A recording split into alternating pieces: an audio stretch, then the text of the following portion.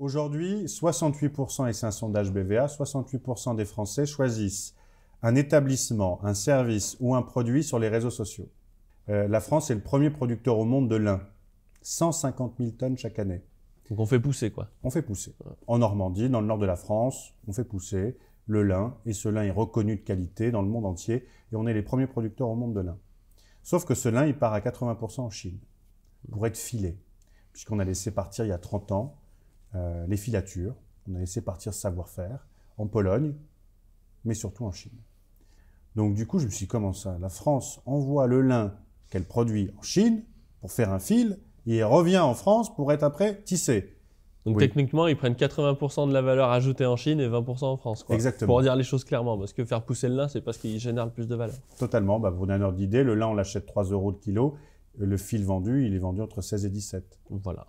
Et donc, je veux dire qu'il faut toujours forcer ses rencontres, toujours oser. Parce que si vous n'osez pas, quelqu'un d'autre va oser à votre place. Tout en étant respectueux. Hein. Il ne faut pas non plus partir dans des délires. Mais si vous osez de la manière respectueuse, de manière sincère, vous allez forcément décrocher des choses sympas. Quel plaisir de relocaliser un savoir-faire qui est à la base français, en France, dans un moment comme celui-ci où on dit que c'est la reconstruction du pays. On va rentrer dans une base de reconstruction. Et ça, c'est la base de toute association. C'est-à-dire qu'il faut toujours dire les choses. Que ce soit dans la vie privée, dans la vie professionnelle, dans la vie amicale, les non-dits sont souvent le chaos.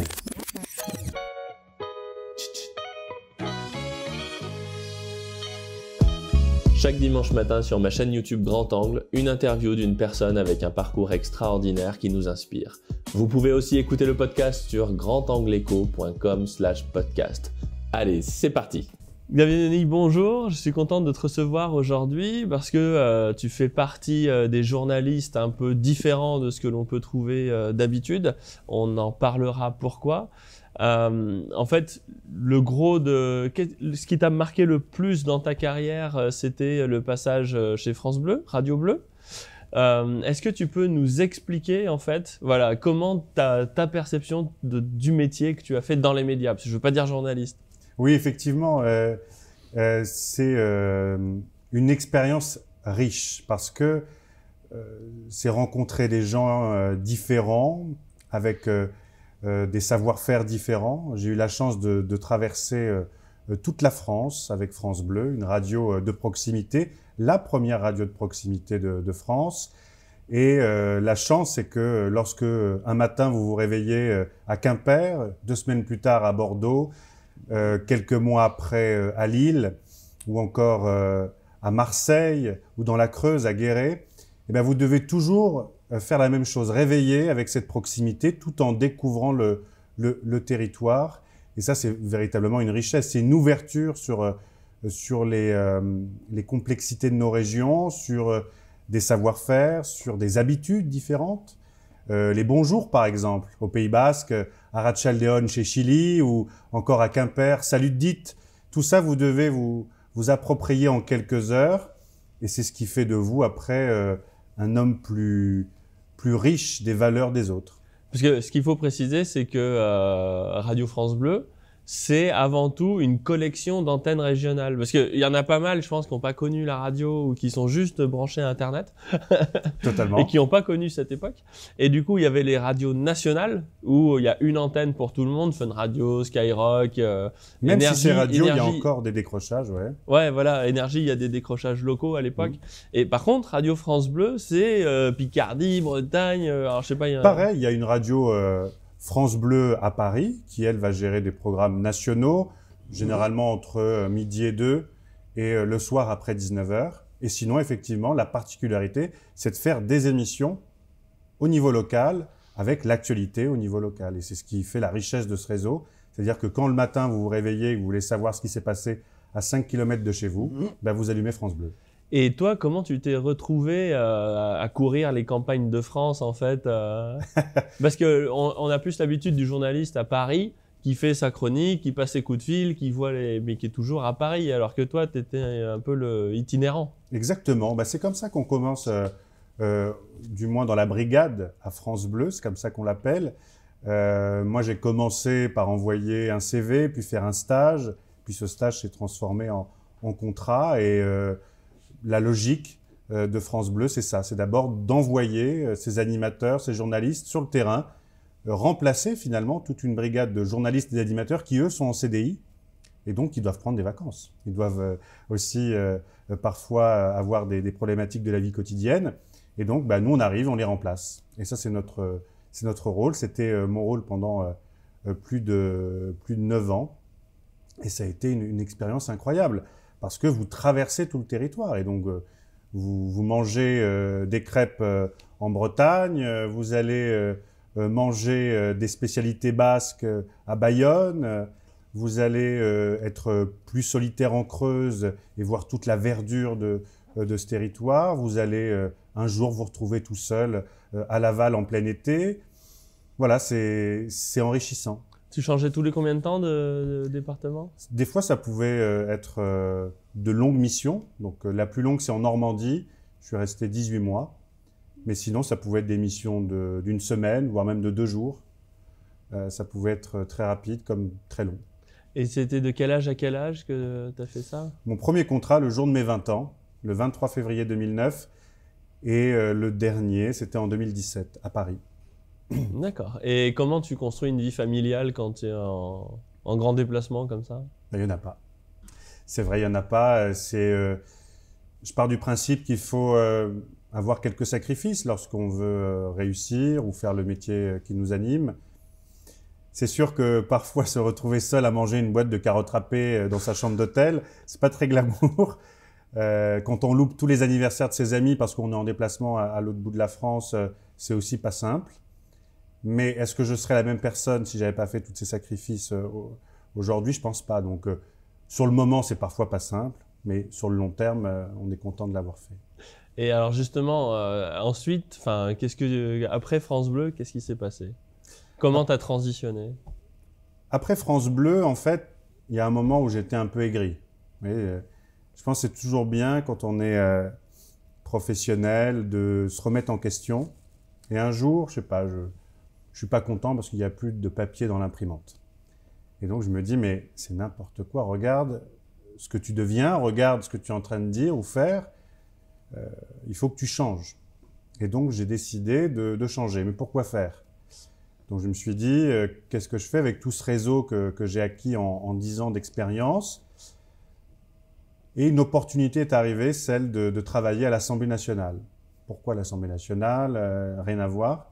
Mais je suis un passionné de politique, passionné de l'action publique, passionné de l'action, de l'engagement. Et donc, je me disais que c'était un bel engagement que de lancer cette aventure à l'Assemblée nationale auprès d'une députée qui s'appelle Sandrine Lefeur, qui est députée du Finistère, et que j'ai accompagnée la première année de son mandat. On a tous les deux découvert finalement l'Assemblée nationale, puisqu'elle était agricultrice bio. Elle est arrivée à l'Assemblée nationale sans avoir l'ensemble des codes.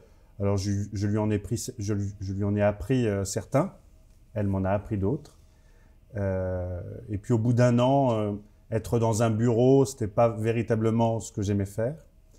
Et donc, je me suis dit, qu'est-ce que je vais faire? Eh bien, j'ai créé une agence de communication.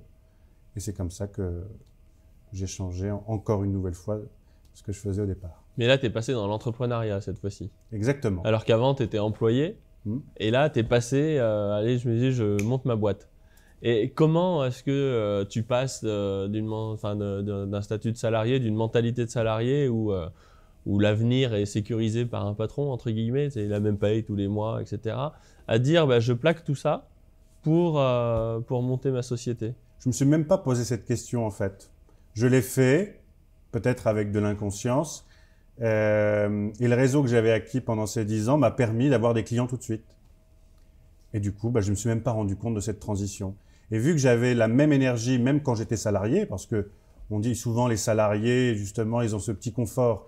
Mais on peut avoir aussi cette énergie de travailler pour les autres, même si ce n'est pas pour nous. Donc on peut avoir le même engagement, même si ce n'est pas directement pour nous. C'est pour le bien de l'équipe, le bien commun. Donc finalement, j'ai toujours eu la même énergie. Donc ça ne m'a pas véritablement changé. Mais c'est vrai que l'ambiance de groupe m'a manqué. Je me retrouvais seul, alors qu'on travaillait dans des open space avec plein de gens, etc. Donc j'aime bien le relationnel. c'est vrai que ça n'a pas été simple. Le plus difficile, c'est de se motiver seul. Et tu t'es lancé tout seul?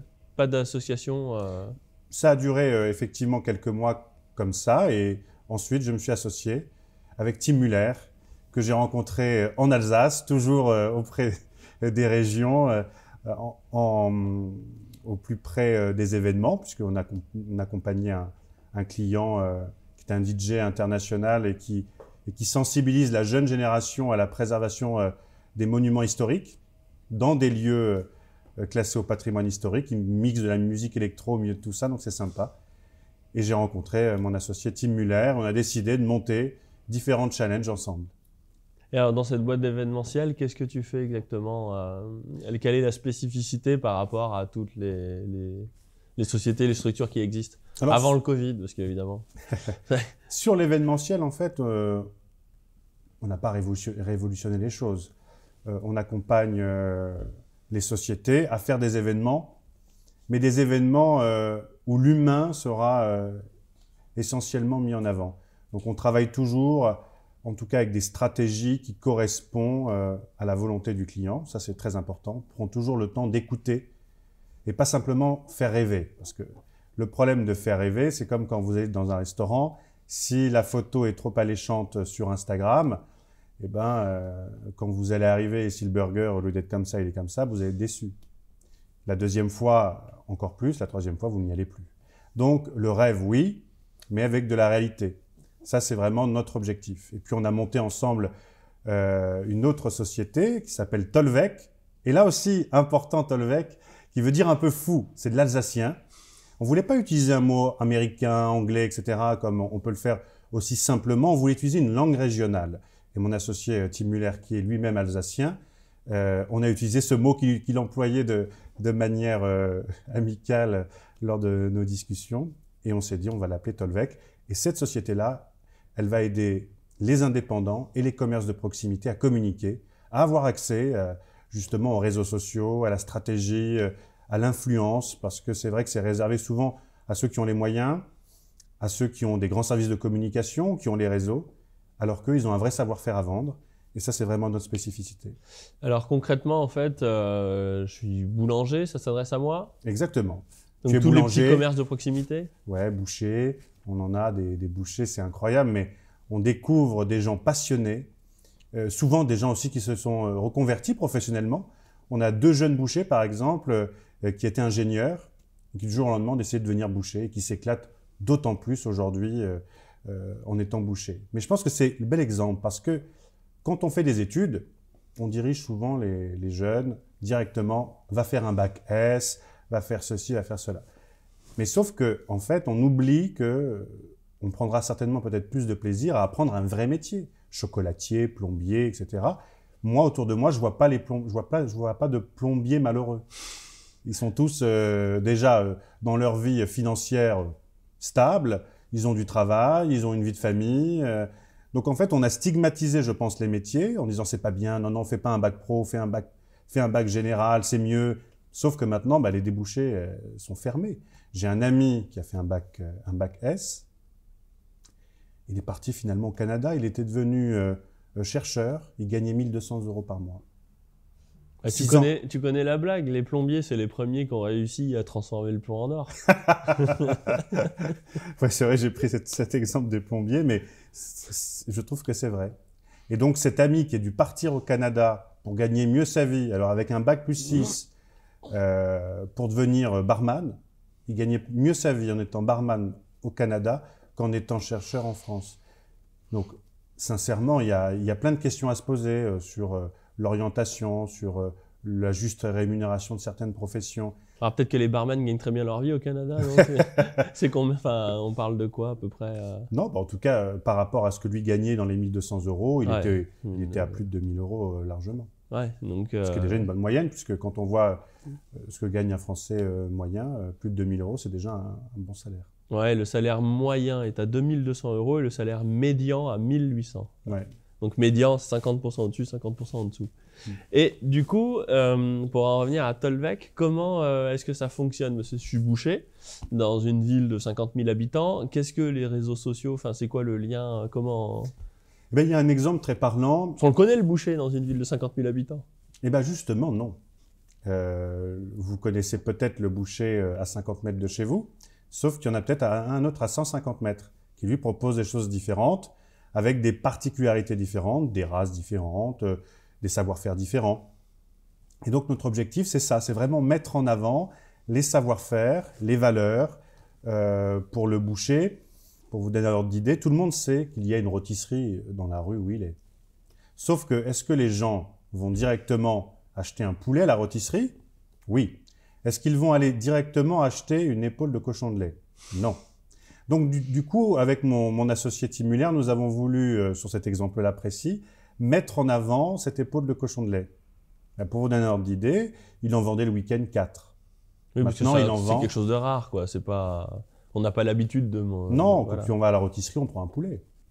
Maintenant, il en vend 37 le week-end. Donc, du coup, on a suscité l'envie de découvrir autre chose. Donc, on peut être connu, mais on a tous besoin de communiquer. Parce que quand on rentre dans une boucherie, il y a du monde. Est-ce qu'on a vraiment le temps de regarder tous les produits qui sont présents dans un étal de boucher? Non. Donc, on va aller à l'essentiel. J'ai besoin de quoi? Un rôti de bœuf, un steak haché, des saucisses. Mais est-ce que je vais voir les spécialités du boucher, le rôti de veau Orloff, ou alors la Montbéliarde? Est-ce que je sais tout ça? Non. Donc du coup, nous, on est là pour mettre en avant l'ensemble de ces produits, l'ensemble de savoir-faire, l'équipe, tout ce qu'il a envie de véhiculer.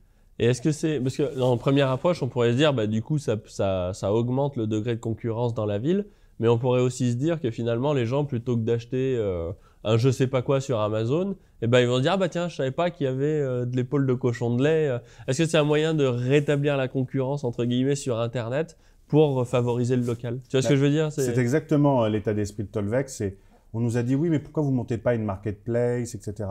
C'est pas l'objectif. On ne veut pas vendre, nous, pour le commerce. On veut que les gens continuent à aller dans les commerces. Ça, c'est essentiel parce que quand on va dans le commerce, eh ben, il y a la petite mamie qui, elle, n'a peut-être vu personne dans sa journée. Elle est hyper contente de voir des jeunes, de voir que ça rigole. Vous allez peut-être faire connaissance avec des voisins que vous n'avez jamais vus et qui, finalement, vont au même boucher que vous. Et donc, du coup, il y a un lien qui va se tisser.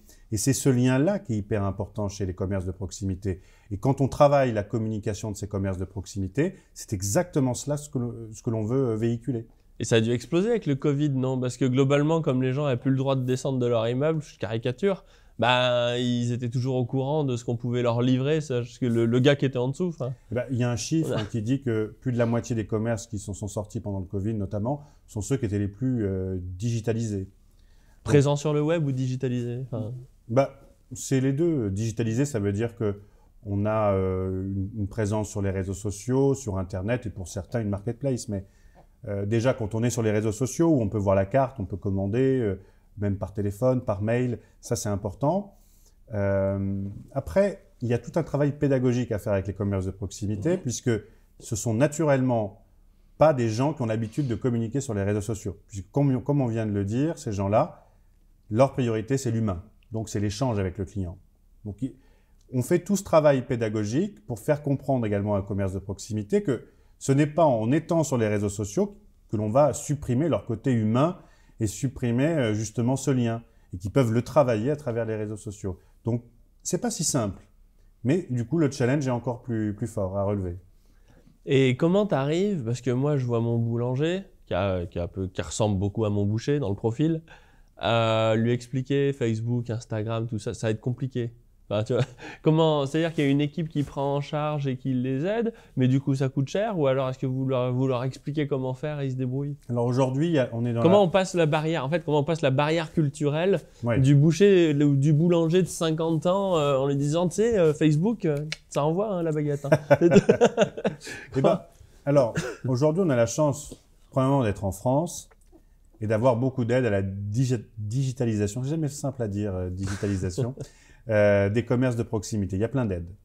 Ces aides, aujourd'hui, permettent aux commerces de proximité de pouvoir rentrer dans ce processus. Donc déjà, l'aspect financier est un peu gommé parce qu'il y a les aides et que ces aides permettent de faire un travail professionnel. Après, il est vrai que faire de la communication, c'est un investissement. Donc quand tu rentres chez le boulanger qui a 50 ans, qui n'a jamais mis 1 euro pour faire de la communication, c'est déjà compliqué de lui dire qu'il va falloir demain qu'il dépense au moins un minimum pour développer sa communication. C'est combien un minimum? Non, Avant de parler du maximum. Non, mais ça va de 300 à 600 euros par mois. Tout compris, avec des photos, des vidéos, la gestion intégrale des réseaux sociaux, les commentaires, etc. C'est assez varié. Donc, à peu près 450 € le prix moyen, on va dire, c'est à peu près l'ordre de grandeur. Il y a quelqu'un qui l'assiste? Ah oui, sa gestion des réseaux sociaux est totalement gérée par nos équipes. Et qu'est-ce qu'il fait, lui? Il appelle le gars en disant, bah tiens, j'ai rajouté j'ai fait ci, j'ai fait ça de nouveau. Puis en après, fait, on organise ça plutôt par trimestre, parce que c'est à peu près le taux de changement dans un commerce de proximité, de la carte, des produits, des saisons. Et ça évolue beaucoup. Chez un pâtissier, vous n'allez pas avoir de tarte aux fraises normalement au mois de décembre. Plutôt une tarte aux fraises en période avril, mai, juin, parce que c'est la pleine saison des fraises. Donc du coup, on travaille vraiment aussi sur les saisons, on les accompagne, on vient avec nos équipes vidéastes et photographes, on fait une séance photo, vidéo, tout ça pour animer 3 mois de réseau. Et surtout, on fait habiller ensuite tout cela par notre graphiste, on lui propose des choses.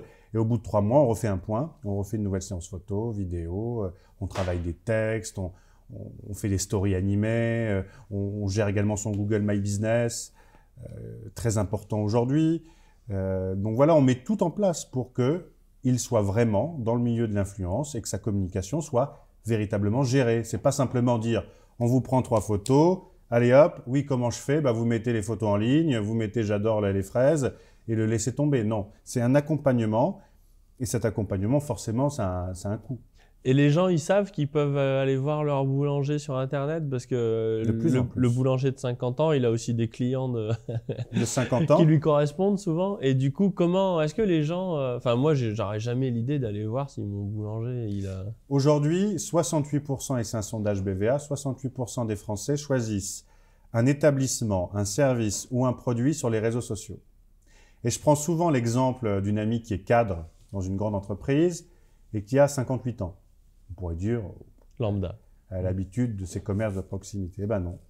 Elle va sur les Instagram ou les sites de ces commerces de proximité pour voir les nouveautés, pour voir ce qu'elle va pouvoir faire à manger à ses amis, à sa famille. Donc non, il y a véritablement un atout d'être sur les réseaux sociaux pour donner envie, pour faire découvrir d'autres choses et emmener le client dans l'expérience finalement entrepreneuriale et l'expérience client du commerce. Donc ça veut dire que c'est le commerçant qui assure sa publicité via son site ou alors... Non, c'est nous qui gérons l'ensemble des contenus qui seront diffusés, l'heure de diffusion. Mais par contre... Mais faire connaître le site, le SEO, le référencement... Tout ça, c'est nous également qui le faisons. D'accord. Il faut savoir que sur les réseaux sociaux, dans les packages qui sont proposés, on leur permet également de faire des sponsorisations pour mettre en avant leur savoir-faire et leur boutique. Comment ça, des sponsorisations? Tu sais, sur Instagram et Facebook, tu peux sponsoriser des posts pour les mettre en avant en fonction d'une cible, en fonction du lieu. Et donc on le fait, par exemple, si on choisit Paris, 20e arrondissement, et ben on va mettre en avant le boulanger, l'un des boulangers du 20e arrondissement. Et du coup, quand tu vas te connecter, tu habites dans le 20e, tu te connectes sur Instagram ou Facebook, et ben le post va directement ressortir. Donc c'est de la pub? Oui, c'est de la pub. Oui, la pub Facebook, quoi. Oui, voilà. D'accord. Et du coup, et en termes de retour sur le trafic, ça fonctionne? Ça fonctionne, exactement. Et on peut vendre des croissants sur Facebook, quoi. On peut vendre des croissants sur Facebook comme on peut vendre des épaules de cochon de lait sur Instagram. Ah, et ça d'accord. Et en termes d'analyse de trafic, ça fonctionne? Ça fonctionne. Après, il suffit de bien cibler. Le boucher, on a vraiment ciblé une clientèle de proximité. Vous ne voulez pas avoir 30 000 followers, ça n'a absolument aucun intérêt. Par contre, les 600 qu'il a, c'est les 600 de son quartier. Et donc, forcément, lorsque vous publiez, tiens, nouvelle poularde du Sud-Ouest, bah, les gens se disent, ouais, je vais aller goûter cette nouvelle poularde du Sud-Ouest. Oui, parce qu'ils font 2 km pour y aller et ils l'ont, quoi. Même moins certains. Ah, et du coup, pendant le Covid, ces gens-là, ils pouvaient vendre à distance? Alors, les commerces essentiels... Parce qu'il y avait un lien entre le client et Ah oui, totalement. Et le vendre à distance dans ce sens-là. Il y avait des services de livraison qu'on a conseillé de mettre en place, etc. Oui, il y a vraiment... mais je pense que nos habitudes de consommation sont en train de changer aussi. Donc, cette crise, il y a des points négatifs. Beaucoup de personnes se retrouvent dans des situations très précaires. Il y a des points positifs aussi où on est en train de redécouvrir un petit peu comment consommer finalement différemment. Et ben, ça, c'est très intéressant. Et il y a encore une troisième initiative en ce moment que tu conduis sur justement, moi j'appellerais ça de la réindustrialisation, à la limite, même si c'est des vieilles industries, sur la fabrication du lin. Totalement. Alors c'est vrai que, un constat que je ne connaissais pas avant la crise du Covid-19, la France est le premier producteur au monde de lin. 150 000 tonnes chaque année. Donc on fait pousser quoi. On fait pousser. En Normandie, dans le nord de la France, on fait pousser le lin et ce lin est reconnu de qualité dans le monde entier et on est les premiers producteurs au monde de lin. Sauf que ce lin, il part à 80% en Chine pour être filé, puisqu'on a laissé partir il y a 30 ans les filatures, on a laissé partir ce savoir-faire en Pologne, mais surtout en Chine. Et donc, j'achète un canapé en lin avec mon associé Tim Muller, un canapé en lin, et on rencontre les personnes qui gèrent le label Origine France Garantie, lancé par Yves Gégaud et Anthony Vittorino pour le magazine Produire en France. Et on leur dit, on a acheté un canapé, ce canapé en lin, français. Alors il me dit, Xavier, peut-être que ton lin est français, mais c'est tout ce qu'il y a de français dans ton canapé, puisqu'il a certainement été filé en Chine et une grande chance qu'il soit également tissé en Chine. Donc du coup, je me suis dit, comment ça? La France envoie le lin qu'elle produit en Chine pour faire un fil et il revient en France pour être après tissé. Donc techniquement, ils prennent 80% de la valeur ajoutée en Chine et 20% en France, quoi. Exactement. Pour dire les choses clairement, parce que faire pousser le lin, c'est parce qu'il génère le plus de valeur. Totalement. Pour donner un ordre d'idée, le lin, on l'achète 3 € le kilo. Le fil vendu, il est vendu entre 16 et 17. Voilà. Donc 80-20, on n'était pas loin. On n'est pas loin. Donc du coup, je me suis dit, c'est pas possible. Et on s'est dit avec Tim qu'il fallait remonter une usine de lin, une filature de lin. On en parle à la députée Sandrine Lefeur, qui est très Donc très la personne investie. pour laquelle tu as travaillé en tant qu'assistant parlementaire. Exactement, elle est très investie dans les questions environnementales. Et elle dit, OK, pourquoi pas, elle regarde le dossier. Et puis entre-temps, on monte la société Tolvec, et donc on laisse un peu de côté le lin. Et puis, deuxième vague du Covid arrive, le plan de relance du gouvernement, et la députée nous rappelle en disant, écoutez, votre projet, les garçons, rentre totalement dans le plan de relance du gouvernement. Je veux absolument le faire dans ma circonscription, parce que le lin a une forte histoire avec la Bretagne. Donc elle est en Bretagne, et cette filature de lin sera en Bretagne, dans les alentours de Morlaix. Donc en haut à gauche. Oui, Finistère Nord, très très haut. Mais c'est très beau, hein. Je ne sais pas si tu connais la Bretagne. Ah oui, oui. C'est très sympa, et puis ils ont plein de belles spécialités comme le Queen Yaman ou encore le phare breton, qui est très bon aussi, avec les pruneaux, c'est une espèce de flan aux pruneaux, très bon. Bon, désolé, c'est côté gourmand là qui parle, mais... Puis on a plus faim après. Non, c'est vrai, ça rassasie. Et donc nous voilà partis dans cette aventure de relocaliser une filature de lin en Bretagne. Et ce qui est assez fou, c'est qu'il y a un vrai engouement, une vraie envie de remettre des savoir-faire au goût du jour. On parle quand même entre 14 et 30 emplois directs créés sur le summum du projet. Donc le nombre d'emplois indirects aussi créés. On va travailler avec le numéro 1 des machines textiles fibre longue qui est en Alsace. Là, c'est le cœur de mon associé, l'Alsace. Avec le fabricant de machines Schlumberger. On les a rencontrés. Également l'un des derniers filateurs et tisseurs, Emmanuel Lang, toujours en Alsace. On est en train de monter des partenariats importants avec des acteurs importants du pays, comme le fleuron de la réalité virtuelle française, c'est Laval, et on va travailler avec Laval sur ce projet, parce que ce projet, c'est oui, relocaliser une filature de lin en Bretagne, mais c'est aussi l'ancrer dans un patrimoine et dans un territoire. C'est-à-dire qu'on voyait mal une usine venue tout droit de terre dans une zone industrielle. Pour nous, il y avait moins de valeur. On veut inscrire cette usine, et c'est pas simple avec la France, parce qu'il y a des histoires de PLU, administration, etc. Mais on va y arriver. J'ai beaucoup de confiance en cela, et et les élus politiques sur place ont envie de voir arriver cette usine. Donc on va arriver à trouver des solutions pour simplifier, je l'espère, les choses. Mais on a choisi un lieu qui est formidable, puisque sur ce lieu, il y a au total 8000 m².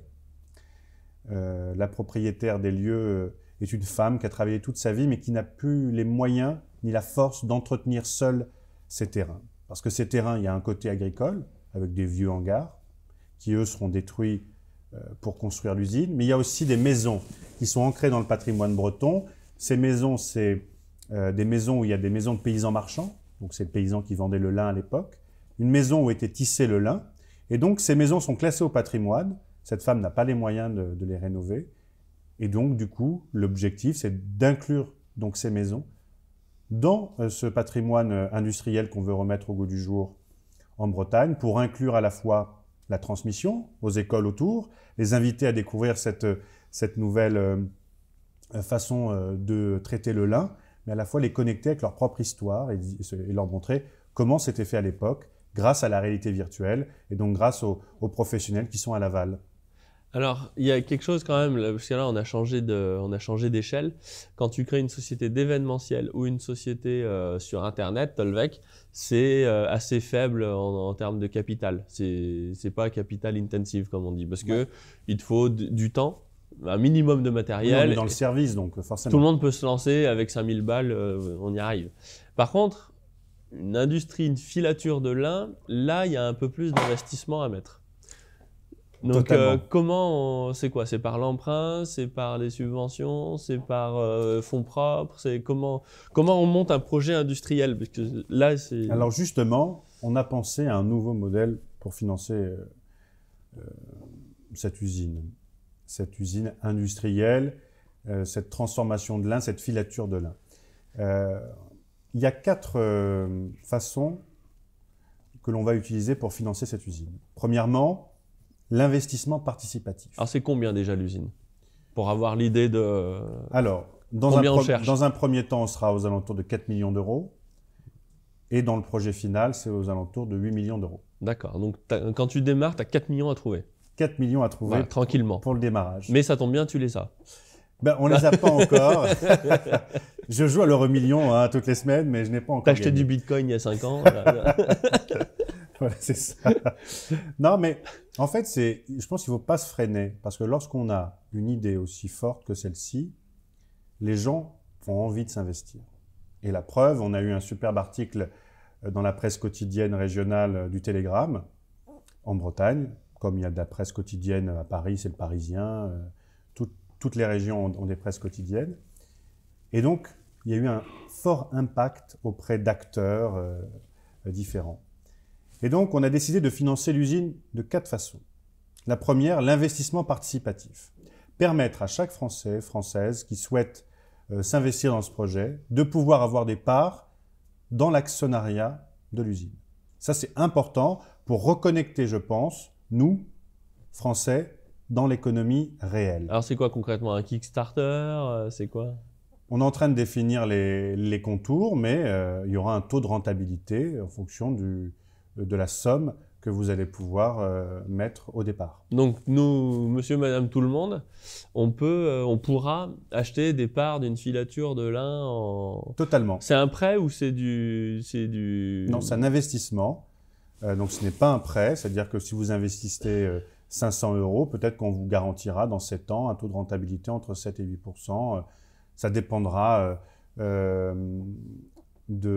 comment on va organiser les choses avec les professionnels qui sont dans ce domaine. Tout ça est en train d'être précisé actuellement, donc je ne peux pas te dire aujourd'hui quel modèle on va choisir, mais je peux te confirmer de manière certaine que nous allons utiliser l'investissement participatif. Et quand tu dis garantie, parce que je vois il y a deux barrières bien françaises, la commission. Ouais. Donc l'AMF, c'est-à-dire que tu ne peux pas faire des appels publics à l'épargne. Donc comment tu t'en sors en fait? Parce que en fait l'idée est chouette. Tu dis bah voilà, on a du lin, les Chinois ils nous prennent 80% du prix du canapé qu'on achète nous-mêmes, donc à un moment on va le faire nous-mêmes si ça vous dérange pas. Donc c'est du bon sens. Mais quand tu veux faire la filature, il y a le PLU. Donc Ouais. le PLU, c'est le plan local d'urbanisme. Alors là, il y a le maire, et encore, quand c'est que le maire, ça va. C'est pas le maire, oui, voilà. c'est carrément... Il y a le maire, il y a la communauté d'agglo, il y a C'est la ça. région, parce que le PAU est dans un SCOT. Donc tu te dis, bon, déjà poser une usine, ça va être coton. Et derrière ça, après, tu te dis, admettons qu'on arrive, parce que là, on est encore à une échelle un peu locale, à faire les choses. Tu te dis, je vais faire un appel public à l'épargne, parce que les gens vont pouvoir mettre 500, 1000, 2000, 50 balles, j'en sais rien. Tu peux même tokeniser ton usine de lin, il n'y a pas de problème. Et là, c'est l'AMF qui vient en disant, mais monsieur, vous n'êtes pas une banque, vous n'êtes pas un assureur, vous n'êtes pas un organisme d'investissement. Comment tu... Alors en fait, c'est pas, quand je disais un taux de rentabilité, c'était peut-être une manière mauvaise de m'exprimer. C'est comme si vous devenez actionnaire d'une usine.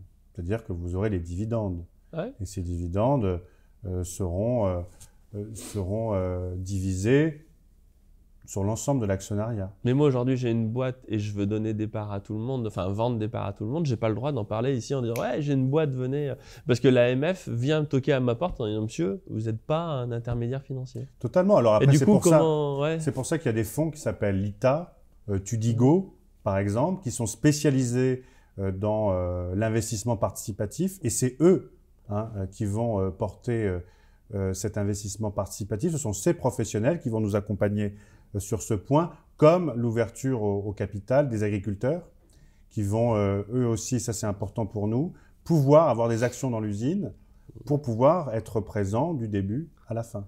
Et ça c'est important aussi parce que les actionnaires comprendront aussi peut-être un peu plus les difficultés du quotidien, les récoltes qui sont moins bonnes, la météo qui n'a pas été bonne une année, donc le lin est de moins bonne qualité, etc. Donc ça c'est aussi important. Et l'autre faisabilité de ce projet, c'est les investissements privés. Donc là, tu espères avoir combien avec l'investissement participatif? Parce qu'on cherche 4 millions. Oui. Je termine, Ouais. si tu veux bien, le financement global. Et ensuite, il y a les aides publiques du plan de relance de la transition écologique. Et je pense que sur cet ensemble-là, on aura les 4 millions avec l'investissement privé. Je pense pas que, je n'attends pas de financer l'usine avec le crowdfunding ou l'investissement participatif. Mais je pense que c'est important de l'inclure pour que tout le monde ait une chance de pouvoir participer à ce genre de projet. Donc c'est les agriculteurs et les aides qui font l'essentiel de la somme? Ce sont les aides et les investissements privés, les investisseurs privés. Alors investisseurs privés qui? C'est-à-dire c'est des locaux ou des fonds de pension? Ce n'est pas des fonds de pension, mais ce sont des investisseurs privés qui décident d'investir, ça peut être des business angels ou autres, qui décident d'investir sur des projets très concrets du Made in France. Et là, par contre, il faut un bon réseau déjà pour arriver à monter ça. Totalement. Alors, on a plusieurs personnes qui sont dans soit des magazines économiques, soit dans des fonds spécialisés, comme le fonds LITA, qui a levé, par exemple, 1,5 million pour la marque de jeans 1083, marque de jeans française. Ils ont levé 1,5 million en 24 heures. Actuellement, ils sont en train de faire une levée de fonds de 3 millions d'euros pour Velcorex, qui est un groupe où appartient d'ailleurs la filature Emmanuel Lang, qui est dans la confection.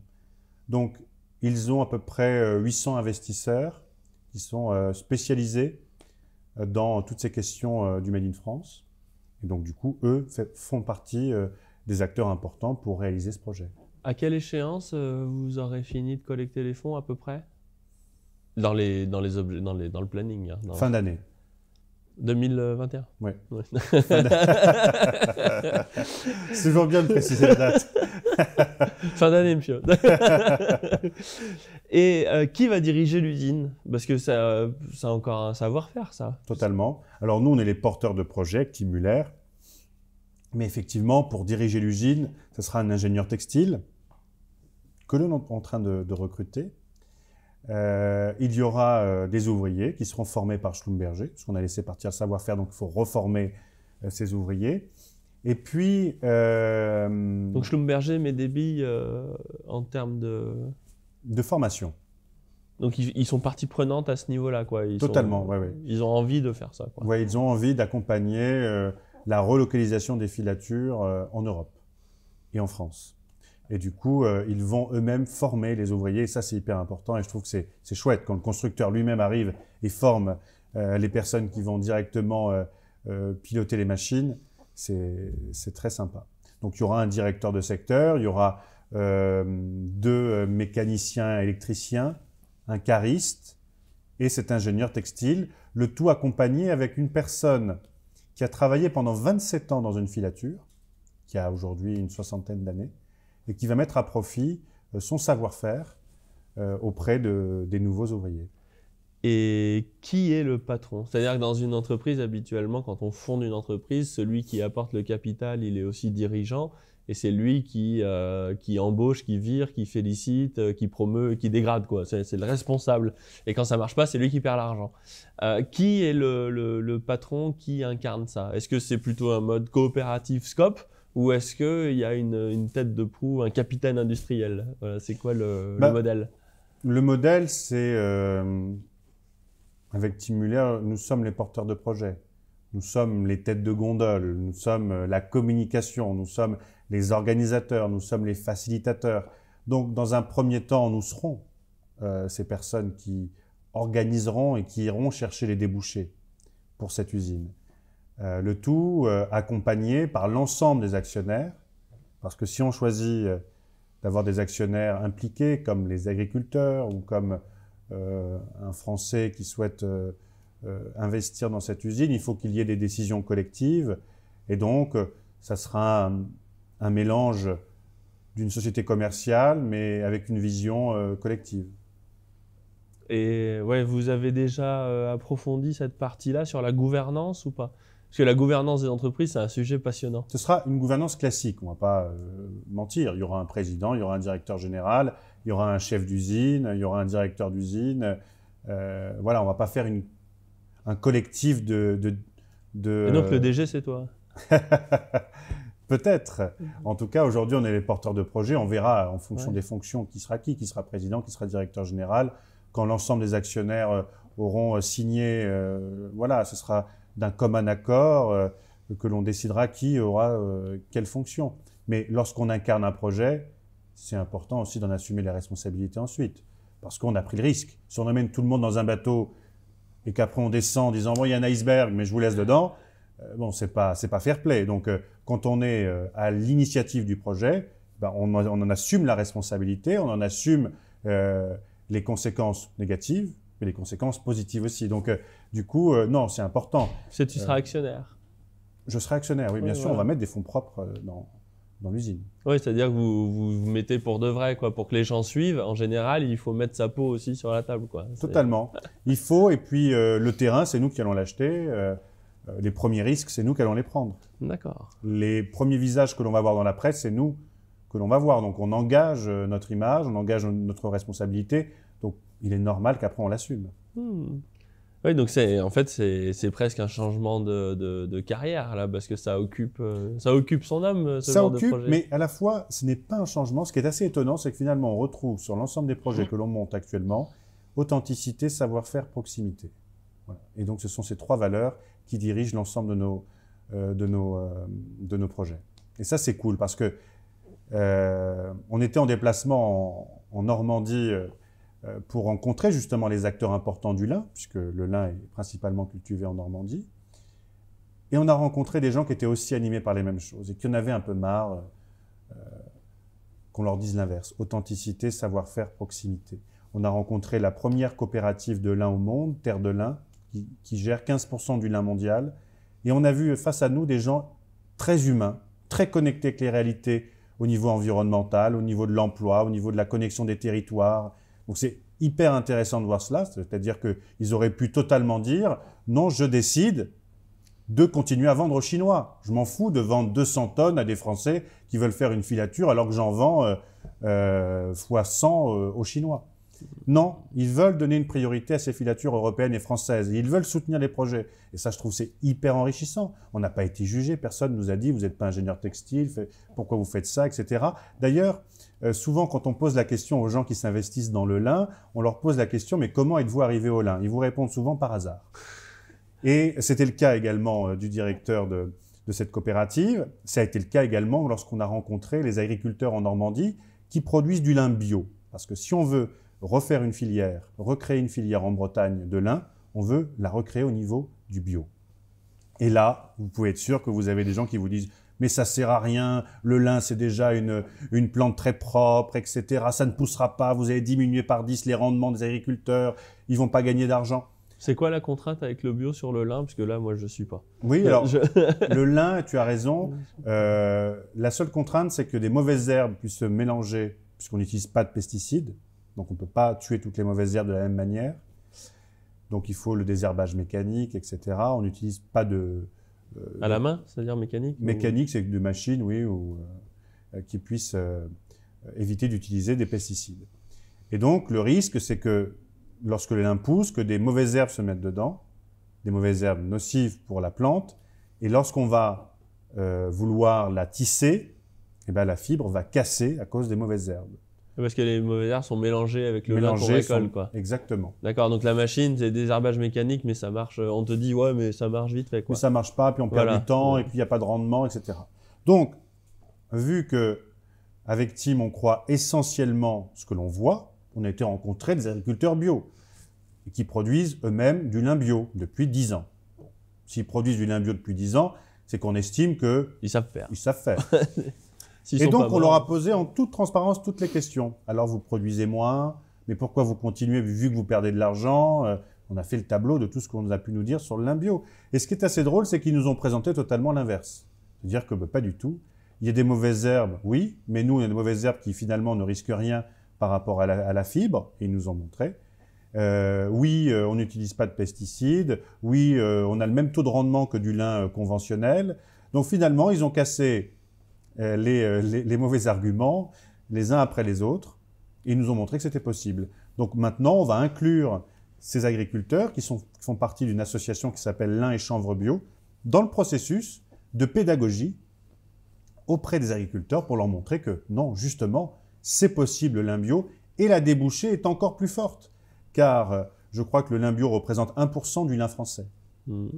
Et aujourd'hui, il y a de plus en plus de demandes sur le bio. Et quand on dit oui, mais le bio pour le textile, ça sert à rien. Ah bon? La critique, c'est on mange pas nos vêtements, donc s'il y a eu des engrais dedans, bon, c'est moins grave que si c'est sur les tomates, quoi. Ouais. C'est ça la critique? C'est ça la critique. Ouais.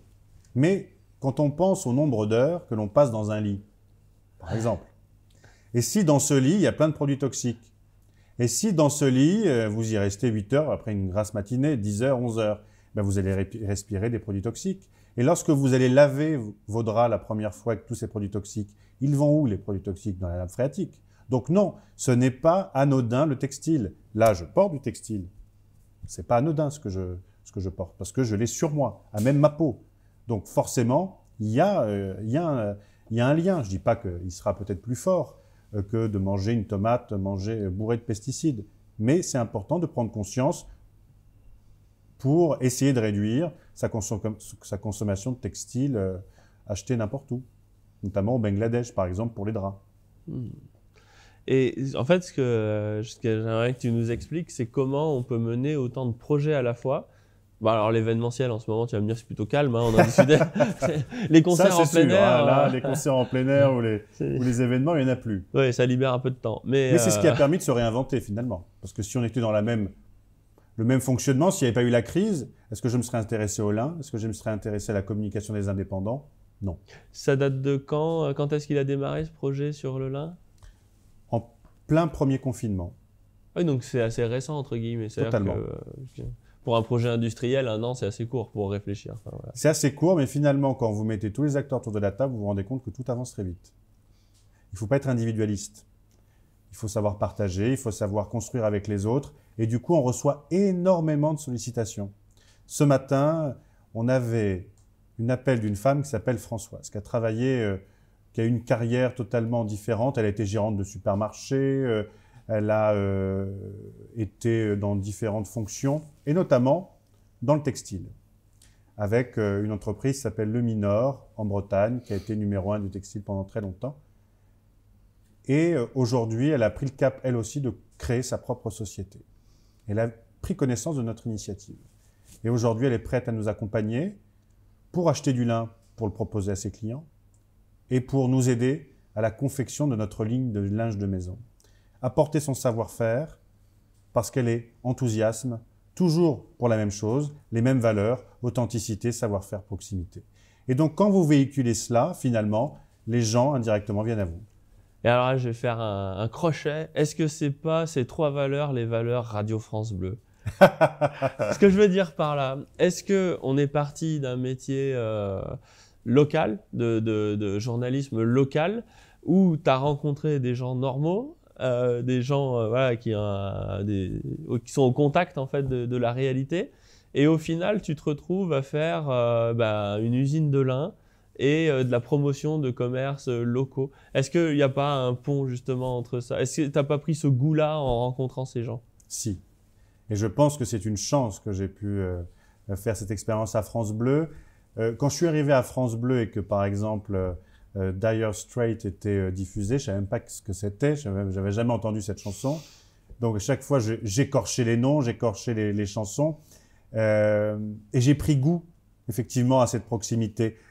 Quand on va en Alsace découvrir les terres de mon associé, les savoir-faire, je suis comme un gosse lorsque je découvre une nouvelle cave, un nouveau savoir-faire, un nouveau crément, une nouvelle bouteille de blanc à consommer avec modération quoi qu'il arrive.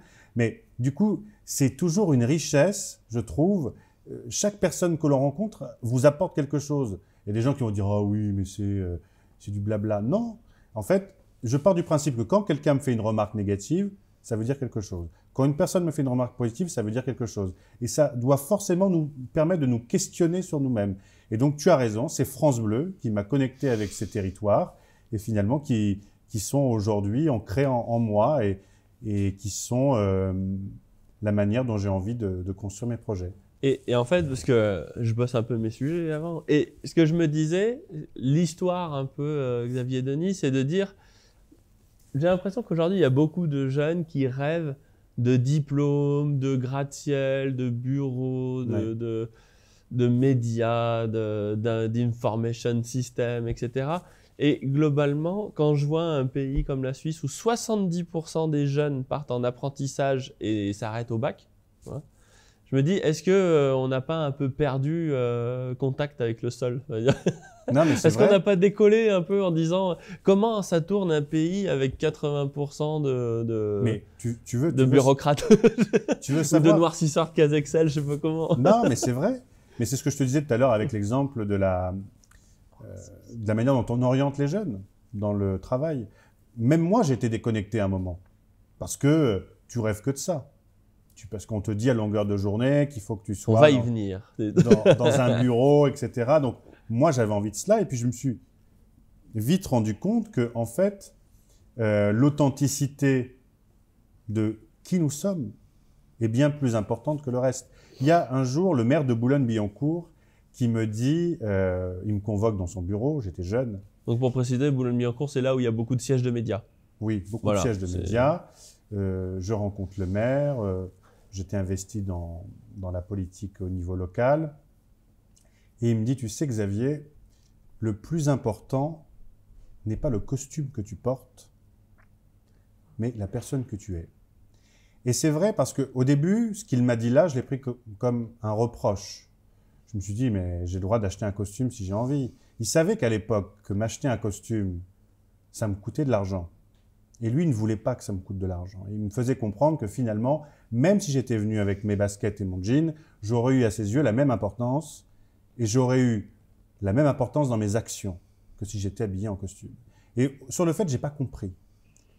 Et aujourd'hui, et il n'y a pas très longtemps finalement que j'ai compris cette phrase, je me dis, il a totalement raison. Et je trouve que lorsqu'on a face à nous des élus comme ça, connectés, le maire de Boulogne, et ça aussi c'est un bel exemple, il était animateur de centre de loisirs.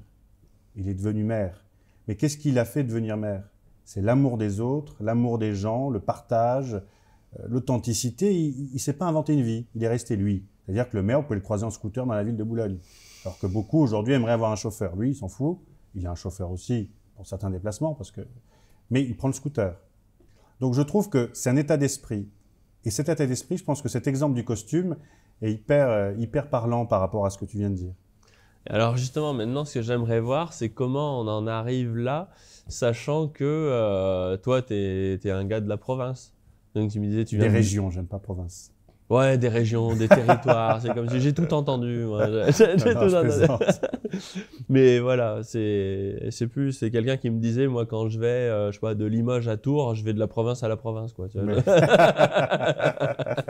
ouais, c'est vrai, c'est ça. C'est totalement vrai. Et comment t'as grandi qu'est-ce que faisaient tes parents? Où est-ce que t'as grandi? T'étais qui petit? Alors, petit, qui j'étais? Très bonne question. J'étais le petit qui imitait les journaux de Claire Chazal. Xavier Denis, c'est un nom d'artiste ou c'est... Non, non, c'est vraiment mon prénom et mon nom. D'ailleurs, j'ai 4 prénoms. Ah oui. Xavier, Marc, Michel et Jamel. D'accord. Et Denis. Là, quand vous présentez ça déjà sur Au l'état choix. civil, voilà, c'est ça. En fonction des humeurs le matin, vous choisissez votre prénom. Rayé, mentions inutiles. Merci à mes parents, mais qui sont tous des hommages à mes grands-pères ou des origines. Oui. Et donc, déjà, le petit Xavier, il rêvait de spectacles, je me rappelle que j'enregistrais les reportages. À quel âge? Ça devait être à 8 ans. D'accord. 8-9 ans, ouais. J'enregistrais avec le magnétoscope les reportages. Quand on dit magnétoscope, les gens n'ont pas du tout le monde. C'est une catastrophe. Et pourtant, ça a vite changé. Hein. Je vous promets, j'ai pas connu longtemps le magnétoscope, mais j'ai eu une petite sœur ensuite. Je dis ça parce que elle a aujourd'hui elle a 20 ans et je lui dis mais t'as déjà vu les 101 Dalmatiens en cassette vidéo? Elle me dit quoi? Mais c'est quoi les cassettes? Là, j'ai cru que j'allais mourir. Donc pour ceux qui connaissent pas, c'est l'ancêtre Du DVD. de la clé USB. Ouais, Ça n'existe plus les DVD. ouais, ça existe plus. Mon Dieu, au secours. Ah, vous voyez, 32 ans, pourtant, ça passe vite, la technologie. Et donc, j'enregistrais les reportages de Claire Chazal et je relançais moi, j'écrivais des lancements et je disais bonjour, bienvenue dans le journal, aujourd'hui reportage de... Et donc, j'ai été baigné dans cet univers.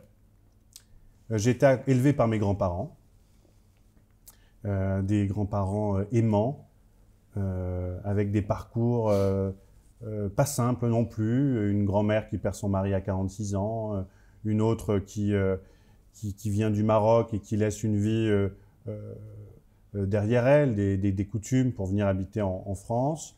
Donc pas un foyer aisé. Non, traditionnel. On manquait de rien, mais on n'était pas riche. La classe moyenne? Oui, classe moyenne. Et c'est vrai que ça a été difficile pour l'une de mes grand-mères qui a perdu son mari à 46 ans. Et que, du coup, on s'est aidés tous les deux. Parce que moi, à la fois, mes parents étaient occupés ou n'avaient pas pris conscience que c'était d'élever des enfants. Parce qu'ils m'ont eu jeune, ils m'ont eu à 21 ans. Donc du coup, avec nos grands-mères, on s'est tous les trois un peu aidés à être toujours très, très dynamiques. Elles m'ont toujours accompagné dans tout ce que je faisais. Et donc peut-être que ce côté aimant aussi les régions, aimant les traditions, aimant manger, ça vient des grands-mères, parce que j'adorais cuisiner avec mes grands-mères, j'adorais... on partait en vacances, on partait faire des balades, on allait au jardin.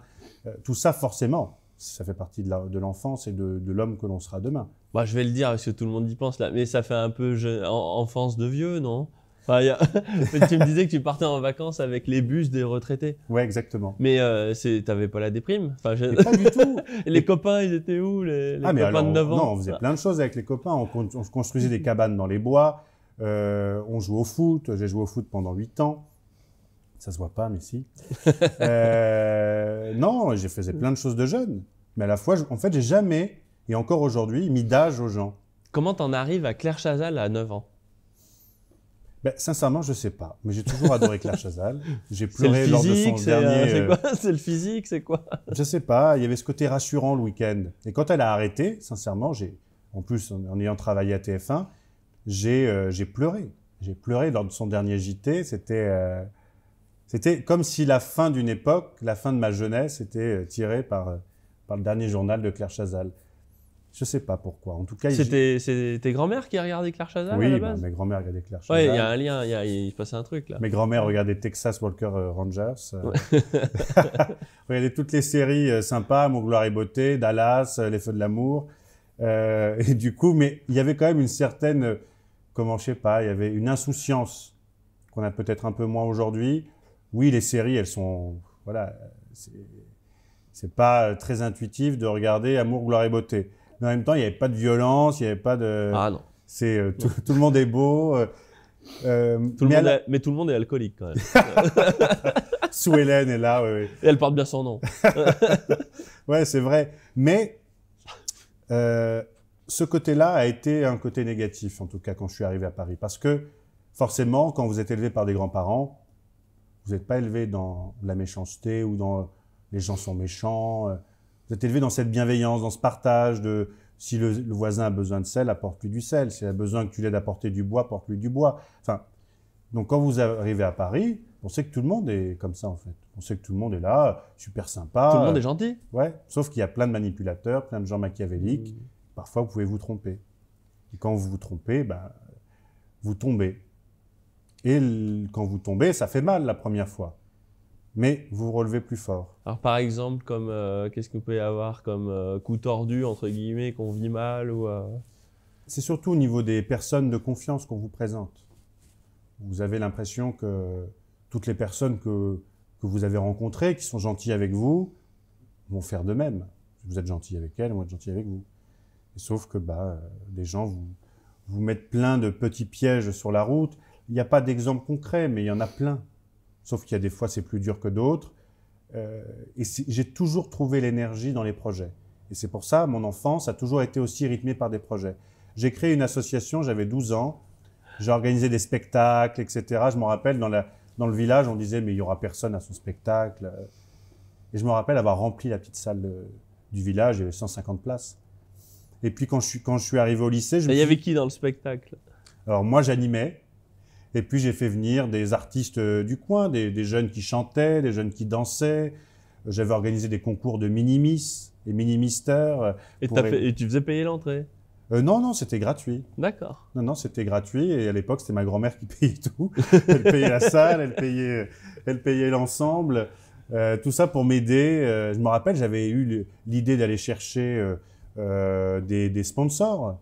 Le petit charcutier du coin, je mettais sur le programme leur logo et du coup, ça payait des boissons pour le bar, les quelques décors, la sono.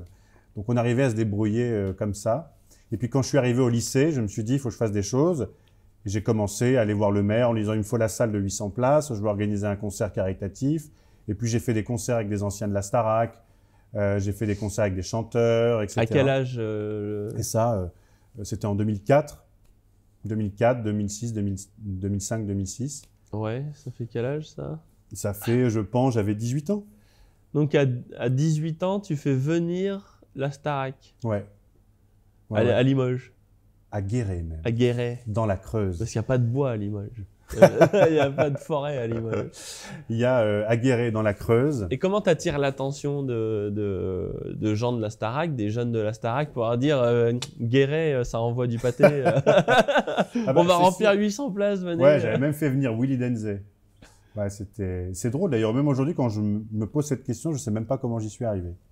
Mais en fait, j'avais voulu faire la Starac, j'ai fait le casting, mais j'ai pas été pris finalement. Ça a été aussi un échec difficile parce que c'était déjà une première envie d'être sous les feux des projecteurs, d'être… Ouais, mais tu savais chanter, tu avais pris des cours. J'avais pris des cours de chant tous les mercredis. C'est ce qui peut-être m'a aidé à poser ma voix après pour la radio. Pour la Starac ou tu faisais ça avant? J'avais intensifié, oui, pour la Starac. D'accord. Et puis je passe le casting, je me rappelle que voilà, je suis pris à la première étape, deuxième étape, et troisième étape, je suis pas pris. Et là, je fonds en larmes, etc. Et je me rappelle que mes parents ont été chez Armand Thierry, horrible, m'acheter une chemise. Non pas que je déteste Armand Thierry, mais c'était pas la marque la plus moderne. Donc je l'ai toujours gardée, elle est toujours dans mon armoire, c'est une chemise orange, mais elle était pas très belle. Et donc, du coup, je garde des bons contacts avec la production de la Starac. Et donc, je me retrouve à Bordeaux, là où habitait mon père. Parce que tu as passé le casting et en plus, tu as fait un peu de réseau en même temps. Oui, exactement. À moins, j'avais 16 ans peut-être. Ouais. Et ils t'ont viré et tu leur as dit ah, « tu t'appelles comment, je prends ton numéro ?» Comment ça marche? Non, parce que… Et c'est vrai que du coup, je les ai appelés en disant « voilà, j'aimerais venir à un concert en backstage ». Et donc, me voilà, la patinoire Mériadec à Bordeaux. Mais comment tu as capté leur attention par leur numéro? Parce que quand tu fais un casting, on ne te demande pas de raconter ta vie, tu rentres, tu sors, quoi. Ouais, mais du coup, après, la production, vu qu'ils voyaient que j'avais un peu pleuré, ils étaient venus me parler, etc. Ils m'ont dit « t'inquiète pas, c'est rien. Bon, bref. Et du coup, il y en a une personne qui m'avait laissé son numéro. D'accord, donc c'était... Et du coup, je l'ai appelé. Je suis invité en backstage. C'était l'époque de Grégory Le Marchal et Sofiane. Et j'avais prévu des lettres de couleur écrites, donc sur des enveloppes de couleur, sur des feuilles de couleur, en disant « Bonjour, je m'appelle Xavier, je vais organiser un concert, j'aimerais bien que vous veniez à Guéret. » Et je leur donne ces enveloppes. Je me dis, si j'écris sur une enveloppe de couleur, je vais être remarqué, parce que tout le monde écrit des mots sur des feuilles blanches. Donc je me dis, forcément, une enveloppe de couleur, ça va ressortir du lot. Et ça a fonctionné. La mère de Sofiane m'appelle et me dit, écoute, Sofiane a beaucoup aimé ta lettre, et donc il est OK pour venir à Guéret. Et il est venu à Guéret, il a tenu sa promesse. J'avais négocié des chambres d'hôtel de luxe, j'avais négocié avec une marque automobile pour avoir la location gratuite d'une voiture pour les transporter. Ah mais c'est pareil, chambre d'hôtel de luxe, ça coûte un billet. Comment tu négocies comment? Bah, Tu as 18 ans et tu dis... Même pas, ouais, si j'ai 18 ans. Ben, je vais voir et je lui dis, voilà, je fais venir des gens de la Starac, j'ai besoin de chambres, est-ce que vous êtes d'accord pour les louer? On mettra votre logo sur les affiches. Et les gens partis. Mais ça fonctionnait parce qu'on était aussi dans la Creuse. Et que les gens sont aussi dans les mêmes valeurs, la bienveillance, l'envie d'aider. En fait, un jeune qui entreprend. On va pas lui dire, bah non, il va me faire de l'ombre ou autre. On l'aide, c'est sympa. Le mec a 18 ans, il veut faire des choses, ben on l'aide. Donc du coup, je pense que ce côté-là aussi un peu insouciant, ce côté de... je me posais pas de questions, j'y allais en fait. Et du coup, bah, les gens face à moi, ils osaient peut-être pas dire non plus, bah non, débrouille-toi. Donc du coup, ça a marché. Donc on a fait ça une fois, 2 fois, 3 fois. Et puis après, je suis monté à Paris pour aller au bout de ce que j'avais envie de faire.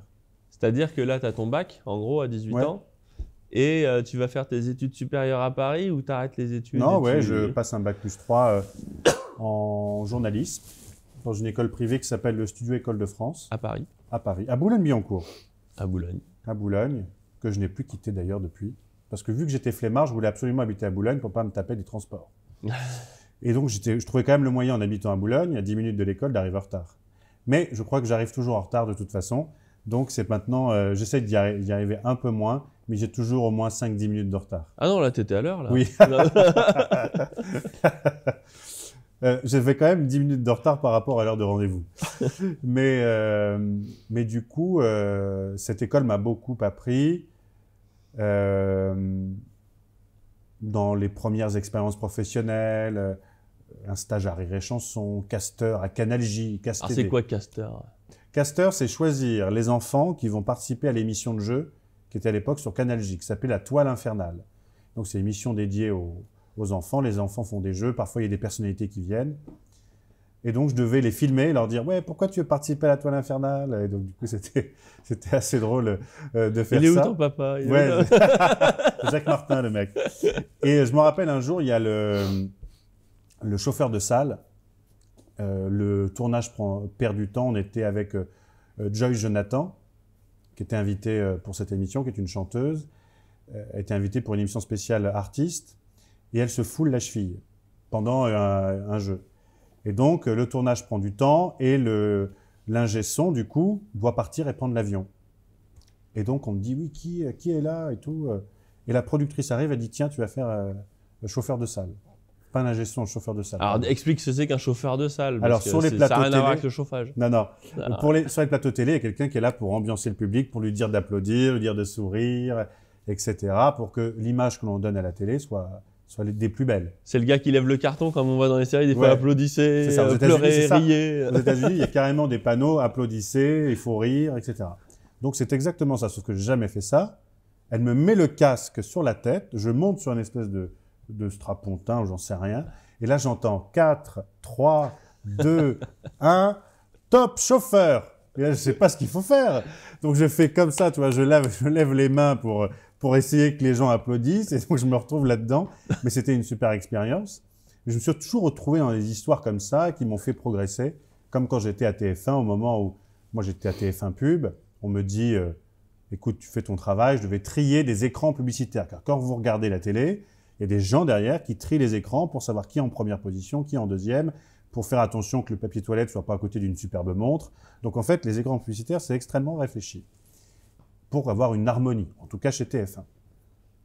Et je me rappelle, un jour, je vais sur le plateau de TF1, du 20h, parce que je voulais forcément assister aux 20h de TF1. De Claire Chazal. De Claire Chazal. C'était elle en plus? Oui, c'était elle. Ah oui, donc là, Donc là- c'est le Saint Graal. Et je me retrouve assis, La grand-mère qu'on aurait toujours rêvé d'avoir. la pauvre. J'adore Désolé. Claire Chazal. Je voulais la faire. Non, Oui. D'ailleurs, je donne jamais d'âge aux gens. Mais je me retrouve quand même assis sur le plateau du 20h de TF1, un vendredi soir, Claire Chazal. On est 4 sur le plateau, il y a elle, le caméraman, l'assistant synthé et son assistant. L'assistant prompteur, pardon, et son assistant. Et moi, assis, là, sur le plateau, en train de regarder Claire Chazal sur ce plateau. Incroyable. Et donc, du coup, je me suis dit, mais c'est fou, moi j'ai envie de regarder tous les soirs le journal ici. Et du coup, me voilà demandé si tous les soirs je peux venir avec ma petite chaise, m'asseoir sur le plateau. Et personne ne dit non, parce que personne, à TF1, personne n'a jamais voulu assister tous les soirs aux 20h. ça n'intéresse personne. Quoi. Voilà. Si, les gens adorent, mais quand vous restez un quart d'heure sur le plateau, bon, vous dites OK. Bah oui. Mais moi, non, moi je voulais assister tous les soirs aux 20h, être assis là. Et puis un jour, pareil, je me lie d'affection avec l'assistant synthé, me voilà faire. Le synthé, c'est toutes les écritures que vous voyez inscrites à l'écran. Et je fais ça, et du coup, on me donne quelques responsabilités. Et c'est comme ça que j'évolue au sein de TF1. Et ma plus belle récompense, ça sera à la fin de 3 ans de collaboration avec TF1, une rencontre avec Nonce Paolini. Car quand je suis arrivé en stage à TF1, première chose que j'ai faite, je suis monté au dernier étage et j'ai dit à son assistante, qui était le PDG de TF1, je lui ai dit, je veux rencontrer Nonce Paolini. Le mec, il a 18 ans. Vous êtes qui? Ah, je suis Xavier. Voilà, c'est ça. Et elle me dit, OK, bah, je vous tiens au courant. Elle m'a jamais appelé.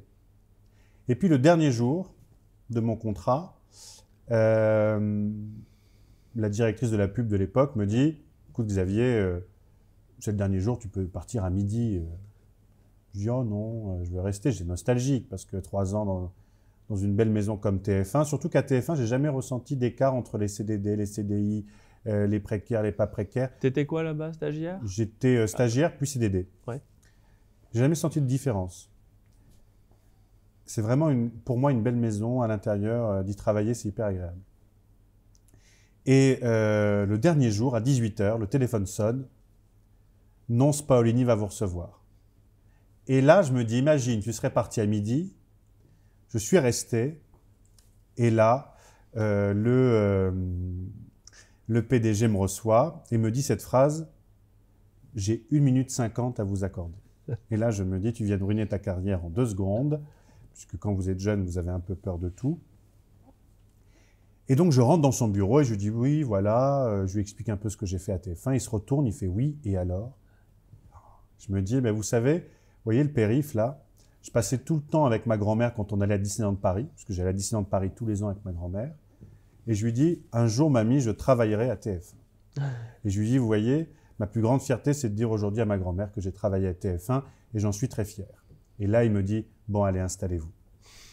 Et je m'installe à 18 ans, 19 ans, face au patron de TF1, au dernier étage de la tour de TF1. Vous voyez la tour Eiffel, vous avez tous les écrans, toutes les chaînes de TF1 en mosaïque derrière vous. D'ailleurs, c'était horrible parce que je me rappelle lui avoir donné des photos de moi sur le plateau du 20h et en lui disant, vous voyez, je passe bien. Il m'a dit, oui, mais alors, travaillez encore un peu plus à la radio, vous serez d'autant plus un meilleur animateur télé. Et il avait raison, parce que la radio m'a permis de travailler mon élocution, mes connaissances, la manière de m'exprimer. Donc, ça a été là aussi une belle rencontre, une belle... Et donc, je veux dire qu'il faut toujours forcer ces rencontres, toujours oser, parce que si vous n'osez pas, quelqu'un d'autre va oser à votre place. Tout en étant respectueux, hein. Il ne faut pas non plus partir dans des délires, mais si vous osez de la manière respectueuse, de manière sincère, vous allez forcément décrocher des choses sympas. Et d'ailleurs, on répond rarement à la première lettre. Souvent, j'ai entendu des gens qui disent « Oh, bon, moi, j'ai écrit 10 fois. Hein. » C'est ce que j'ai fait. Voilà. C'est ce que j'ai fait pour travailler à TF1. J'ai envoyé 10 CV. C'est au bout de la 10e. Pas en même temps. Hein. Oui, oui. En combien de temps, comment tu avais fait ton coup là? Tu y avais pensé ou alors toutes les semaines tu j'ai pas pensé, mais ça a mis au moins un an. Au moins un an. Donc, tu en as envoyé un par mois, quoi? Presque. Tu dis, ouais, ils l'ont peut-être pas reçu, il s'est perdu. Oui, puis je me dis, là, ils n'avaient pas d'opportunité, peut-être qu'ils en auront d'autres. Ouais, j'ai toujours essayé de faire ça. Et quand ils t'ont reçu là au bout de 10 CV, ils t'ont dit monsieur, faut arrêter ou comment tu les as eu à l'usure? Ils t'ont dit ou comment ou alors Non. ils ont juste vu celui-là parce que les autres ils étaient passés à la trappe bêtement quoi. Là, ils avaient un besoin. Ils avaient justement un besoin et ce besoin a presque failli louper puisque je suis arrivé en jean troué, pull vert fluo, veste brute vert luisante. Sortez de la Starac. Ouais. Et là, elle m'a vu arriver, elle dit mais c'est qui ce mec? Donc je fais un test de culture générale, tout se passe bien, mais elle va voir les opérationnels avec les gens avec qui j'avais travaillé et elle dit je crois que ça va pas le faire. Ah bon? Parce qu'elles étaient impatientes parce qu'il fallait quelqu'un pour travailler là-dessus. Et elle dit je vais quand même le recevoir. Et elles me reçoivent, 2 femmes, Paola et Nelly, je me rappellerai toujours. Et elles sont face à moi, elles m'écoutent, le dialogue passe bien. Elle me dit alors écoutez jeune homme, on va vous prendre. Mais vous allez oublier le côté bling bling de TF1. Parce qu'à partir d'aujourd'hui, vous représentez TF1. Donc je dis oui bien sûr. Elle me dit vous voyez votre jean troué là, bah, vous allez le remplacer par un petit chino. Vous voyez votre pull vert fluo, vous allez mettre une chemise classique. Vous allez repasser dans le classique. Et je me rappelle lui avoir dit et ma veste alors? Non, même pas la veste. Et donc, mais je trouvais sympa parce qu'elle m'a quand même laissé ma chance. C'est bienveillant. Bien sûr. On t'explique plutôt que de te dire. Bon. Et elle m'avait dit un autre truc aussi un jour, elle éternue. Et je lui dis à vos souhaits. Elle me dit, vous savez, on ne dit jamais à vos souhaits. Puis quand on dit à vos souhaits à quelqu'un, ça veut dire qu'il dérange. Donc quand maintenant vous entendrez quelqu'un dire à vos souhaits, vous ne direz plus jamais à vos souhaits. Et donc du coup, c'était drôle parce qu'elle m'a appris, elle pour le coup, c'était vieille France. Mais elle m'a appris plein de petites valeurs que moi, je ne connaissais pas forcément lorsque je suis arrivé dans ce milieu, qui était très codifié. TF1. C'était ta Nadine de Rothschild, à toi. Non, mais c'est vrai, il y a plein de choses que je ne savais pas. Et donc, du coup, elle l'a fait avec bienveillance, elle m'a appris plein de choses. On discutait souvent le vendredi soir. C'était toujours un moment où il y avait un peu moins de monde, où l'ambiance était un peu plus calme. J'arrivais dans... C'était un open space, mais elle avait un petit coin de bureau qui était ouvert, mais à la fois un peu fermé. Et on parlait de plein de choses, de sujets. Et il y a un jour, il y a une ancienne vidéo de moi à l'internat, parce que quand j'étais au lycée, j'étais à l'internat.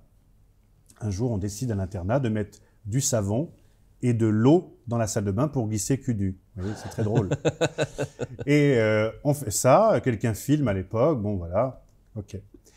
Je ne connaissais pas tous les tenants et les fonctionnements de Facebook au moment où je suis rentré à TF1, et quelqu'un me tag dans cette vidéo, et bien sûr, cette vidéo apparaît sur mon Facebook en une. Et donc, je vois que tout le monde rigole dans l'open space, et la directrice de la pub dit « Ah, on s'amusait bien à l'internat !» Et je me dis « Mais pourquoi elle me dit ça ?» Et là, je vais sur Facebook et je me vois glisser cul nu comme ça, et je me dis « Ah ouais, ok. » Donc du coup, voilà, donc c'était très sympa cette expérience TF1. Cette expérience France Bleu qui m'a beaucoup appris. Pareil pour... Parce que là, tu sors du bureau de Nonce Paolini, on a fait un gros détour. Et en fait, il te dit quoi? Bonne journée, monsieur, au revoir. Il dit continuez comme ça.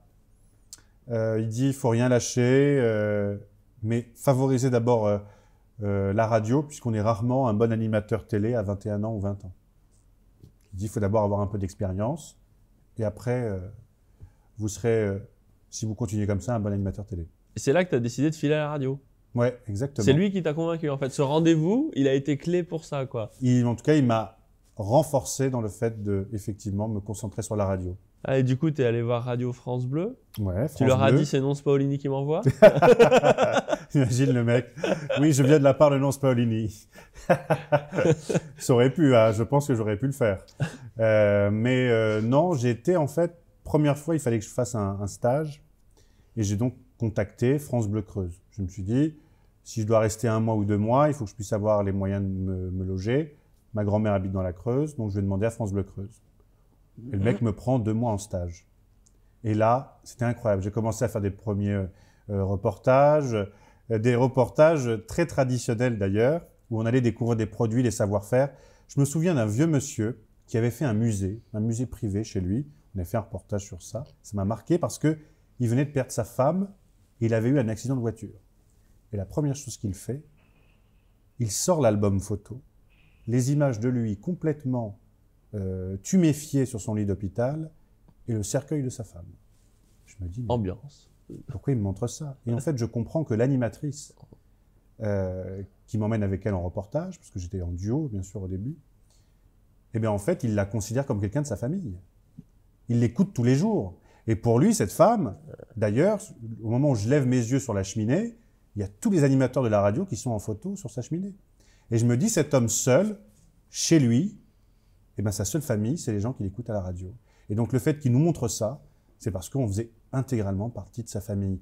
Et ça m'a extrêmement bouleversé, cette première expérience, et ça m'a fait prendre conscience aussi de l'importance de ce que je vais dire demain à la radio. Parce que ce que je vais dire, il y a des gens derrière qui l'écoutent et qui le prennent à 99% pour argent comptant.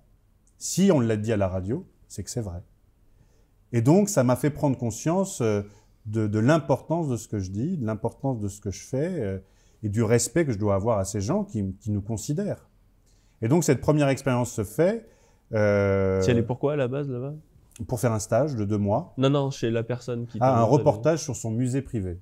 Ah oui, et du coup, ça a complètement dévié, quoi. Oui, bah, du coup, et après, il nous a payé un verre de cidre, ou je ne sais plus ce qu'il avait, et il nous a montré tout ça. Et ces 2 mois ont été incroyables. On a fait des reportages en barque, en montgolfière, etc. On a découvert des viticulteurs, donc du coup, on prenait un petit verre dans le studio, il y avait du pâté, du pain, enfin bon... La vie, quoi, finalement, la vie traditionnelle qui a encore ancré un peu plus les valeurs authenticité, savoir-faire et proximité. Et du coup, on a véritablement entré en moi ces valeurs. Et en janvier, pour la nouvelle année, je décide d'écrire à ce responsable des programmes en lui disant « Écoutez, voilà, bonne année. Si vous voulez, moi, je suis disponible pour faire des émissions. Je n'en ai jamais fait. J'adore le pâté et le vin. Si vous voulez, je viens. Je suis chaud. Et puis, il manquait de personne à ce moment-là. Il me dit, écoute, au mois de février, j'ai 1 semaine de contrat. Tu vas commencer, tu vas faire 3 heures d'émission. Si les 3 heures nous conviennent, tu continues. Sinon, tu arrêtes. Et donc, je voilà me signer mon premier contrat radio le jour de mes 20 ans, le 23 février 2009. Celui-là, je l'ai gardé. Et première émission. Et à l'école de journalisme, on nous apprenait des signes du type comme ça, c'est-à-dire on demande aux techniciens qui nous balancent le titre pour parler dessus, pour parler une musique, c'est souvent une intro, et donc pour combler le vide, à la radio, on comble souvent les vides, on parle sur l'intro de la musique. Et donc je lui fais ça, sauf que lui, il était un peu plus âgé, donc moi je venais de sortir de l'école. Et il a fait tourner les serviettes. T'imagines le truc. Et donc, il comprend pas, tu vois, et du coup je lui dis... Donc voilà, j'ai dû m'adapter aussi à certaines choses. C'était assez drôle de voir le contraste entre ce qu'on nous apprenait et la réalité de terrain. Et l'émission s'est bien passée. Et me voilà parti dans cette aventure de France Bleu ce 23 février 2009. Et comment t'en es arrivé à faire des interviews justement de Johnny Hallyday C'était comment? C'était où? C'était quand? Parce que j'ai jamais aussi voulu m'arrêter à simplement faire des remplacements. Moi, je faisais des remplacements. Je me suis dit, mais il y a plein d'autres gens, ils font des émissions plus sympas. Je dis pas que les autres n'étaient pas sympas, mais moi, j'avais envie aussi de faire des interviews d'artistes et des reportages, etc. Et un jour, je vais voir Pierre Galibert. Pierre Galibert, qui est donc l'ancien... c'était la voix des amours, je crois, Maître Galibert. Il a fait plein d'émissions comme ça. Il est devenu directeur à France Bleu. Et je vais voir ce fameux Pierre Galibert. Pierre Galibert nous dit, écoute Xavier, si tu veux justement faire ces reportages un peu différents, propose des choses. Et là, je lui propose Souvenirs de vacances. Et donc, c'est une série radiophonique sur 40 personnalités qui racontent un souvenir de vacances illustré d'une musique. Il me dit, OK, on y va. Et là, je fais mes premières interviews. Du coup, beaucoup de TF1 à l'époque, vu que je sortais de TF1. Donc, Evelyne Delia, Harry Roselmack, Julien Arnaud, Christophe Beaugrand. Je pense que tout le monde à TF1 personne n'osait me dire non. Et tout le monde a dit oui, Jean-Pierre Pernaut. J'ai fait beaucoup de TF1. Il y avait au moins 10 personnes sur 40, c'était du TF1. Ah, parce que c'était à toi de trouver les invités. Donc tu disais, je suis Radio France Bleu, Xavier Denis, s'il vous plaît, venez voir. Exactement. Et donc j'ai fait comme ça Sidonie Bonnet, qui m'a raconté d'ailleurs qu'elle a failli s'étrangler avec une arête et mourir en vacances. Jean-Pierre Pernaut qui s'est fait escroquer dans une villa vide pendant l'été. Non, Evelyne Delia qui a découvert l'Amérique en motorhome. Plein d'anecdotes comme ça. Jean-Pierre Foucault aussi, que je me rappelle, j'avais fait dans le studio d'RTL. Ça m'avait impressionné. Jean-Pierre Foucault me dit allez-y, rentrez, jeune homme. Je rentre. Je lui dis il me faut 2 minutes. OK. Et là, il me fait 2 minutes pile avec la musique, avec tout. Il me fait le produit fini, pas une bafouille, rien. Une sacrée soirée. Ouais. Il m'a accueilli avec bienveillance. Ça avait été incroyable. J'ai fait Matt Pokora aussi. Et donc, me voilà parti et aimant le goût, du coup, de faire aussi des interviews d'artistes. Et puis, un soir, dans une soirée parisienne, je rencontre Sébastien Farran, le manager de Johnny Hallyday, et je lui dis, comme ça, comme m'est venu le reste, je lui dis, je veux faire l'interview de Johnny. Le mec, il me regarde, qu'est-ce qu'il a, lui? Qui vous êtes, en gros? Je dis, oui, je suis animateur à France Bleu, je veux faire Johnny en interview. Parce que c'est compliqué d'avoir Johnny, c'est ça? Comment ça marche? C'est surtout réservé, en fait, à quelqu'un de la radio qui a l'habitude de faire des interviews d'artistes. C'est-à-dire qu'on le donne rarement à un débutant l'interview de Johnny Hallyday. Et donc, il me dit, pourquoi pas, laissez-moi vos coordonnées. Bon. Puis je le relance. Bonjour Sébastien, j'aimerais faire l'interview de Johnny Hallyday pour la sortie de son nouvel album. Et puis il me répond, OK. Et là, je me dis, mais non. Donc je vais voir la direction, je lui dis, j'ai obtenu l'interview de Johnny. Mais pourquoi? Mais normalement, c'est lui qui doit faire les interviews d'artistes. Mais comment ça se fait? Bien sûr. Il y a de la hiérarchie, ça ne marche pas comme ça. Celui qui devait faire l'interview de Johnny appelle l'attaché de presse. L'attaché de presse dit non. Sébastien a dit que c'était Xavier, ça sera Xavier. Et du coup, me voilà parti faire l'interview de Johnny. C'était après un concert à Limoges. Donc j'assiste au concert et avec le fameux badge All Access. Et là, tous les fans me disent mais comment vous avez eu ça, nanana. Je lui dis en fait, je suis journaliste, je vais faire l'interview de Johnny après. Oh, quelle chance, le regard des gens. Et donc première fois que je vois Johnny sur scène. Quel showman, enfin voilà, on n'aime pas Johnny, mais en tout cas, le mec, il assurait sur scène. Ah, moi j'adore, alors tu peux y aller. Hein. Allumer le feu, que je t'aime. Enfin, en tout cas, vu la récompense populaire que les Français lui ont donnée, on imagine qu'il parle à beaucoup de gens. Et c'était l'interview la plus stressante, mais finalement la moins stressante. Il est arrivé dans un canapé noir, il était assis. Il y avait face à lui une boisson gazeuse, une banane. Il m'a dit « installez-vous ». Je fais l'interview et à un moment, je pose une question sur une biographie qui venait de sortir, mais sur laquelle il ne voulait pas s'exprimer. Mais je n'avais pas compris que Sébastien Farran ne voulait pas que j'en parle. Moi, j'en parle. J'ai dit à Johnny, il y a une vidéo, enfin, il y a une biographie qui est sortie sur vous. Qu'en pensez-vous? Et là, je vois le manager qui fait « mais non, non ». T'es mort. Et là, Johnny voit, bien sûr que j'ai un peu peur dans mon regard, il voit que je suis un peu perdu.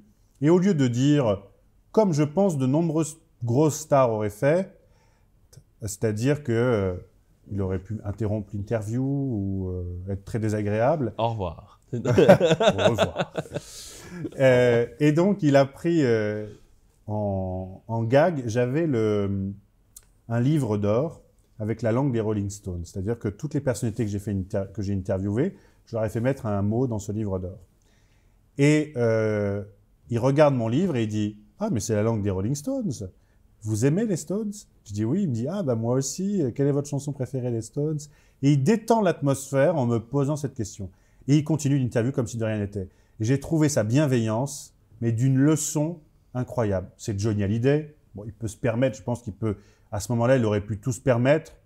Je n'étais personne.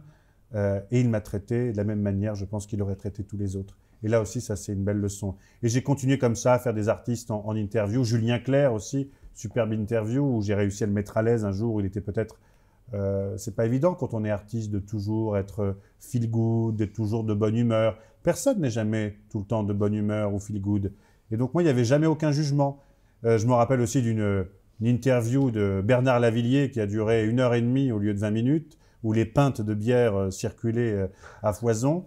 Plein de moments comme ça, sympathiques, et finalement, toujours autour de l'authenticité. Et, ouais, et en même temps, c'est assez curieux de se dire qu'il y a des gens qui peuvent se permettre un peu, pas d'écraser les autres, mais de dire « Oh, j'ai le prestige pour dire… » Ça arrive. Ouais, mais… Ne serait-ce que votre banquier. Ouais, ça fait longtemps que j'ai pas vu lui. Mais…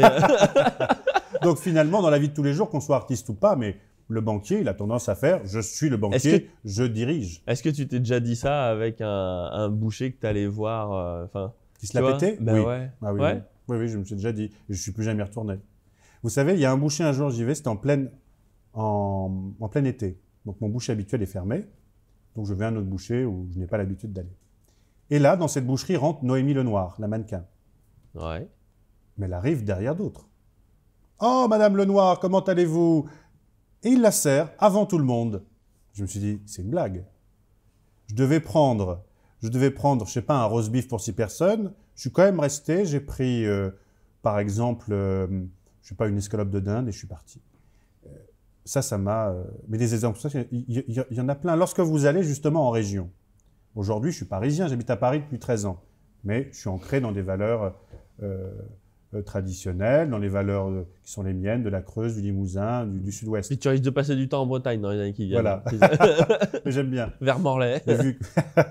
Je danse déjà la danse folklorique du Limousin. On s'est essayé à la danse folklorique avec mon associé bretonne. Du coup, on est en train d'apprendre les savoir-faire et les traditions. Madame Lefeur, c'est ça? Madame Lefeur. Je ne sais plus son prénom. Ouais, Sandrine Lefeur, qui Sandrine est députée Lefeur. et qui joue de l'accordéon et qui sait danser les danses folkloriques bretonnes. Et donc, je vais un jour, je ne sais plus dans quelle région c'était, dans une boulangerie, et là, pareil, j'entends « Oh là là, les Parisiens sont arrivés, nanana, etc. » Elle balance sur les Parisiens. Et je devais prendre 3 gâteaux chez elle, 3 beaux gâteaux. Et donc, j'arrive à la caisse, je lui dis « Alors, madame, vous savez, j'ai un gros problème. Je suis parisien. Et donc, je vais être dans l'obligation d'annuler ma commande, puisque véritablement, les Parisiens vous envahissent, et j'aimerais pas, moi, envahir vos commandes et envahir votre boulangerie. » Et je suis parti. Parce que, justement, des gens comme ça, il y en a plein. Dans tous les secteurs. On peut faire des raccourcis, et c'est pas pour ça que je dis que tous les boulangers sont comme ça, loin de là, mais dans tous les secteurs, au niveau des artistes, au niveau des policiers, au niveau des politiques, au niveau des boulangers, il y a des gens qui se prennent pour ce qu'ils ne sont pas. Donc le contact avec la réalité n'arrange pas cet aspect-là de l'humanité. Exactement. Et toi, comment s'entourer en fait avec des gens de confiance?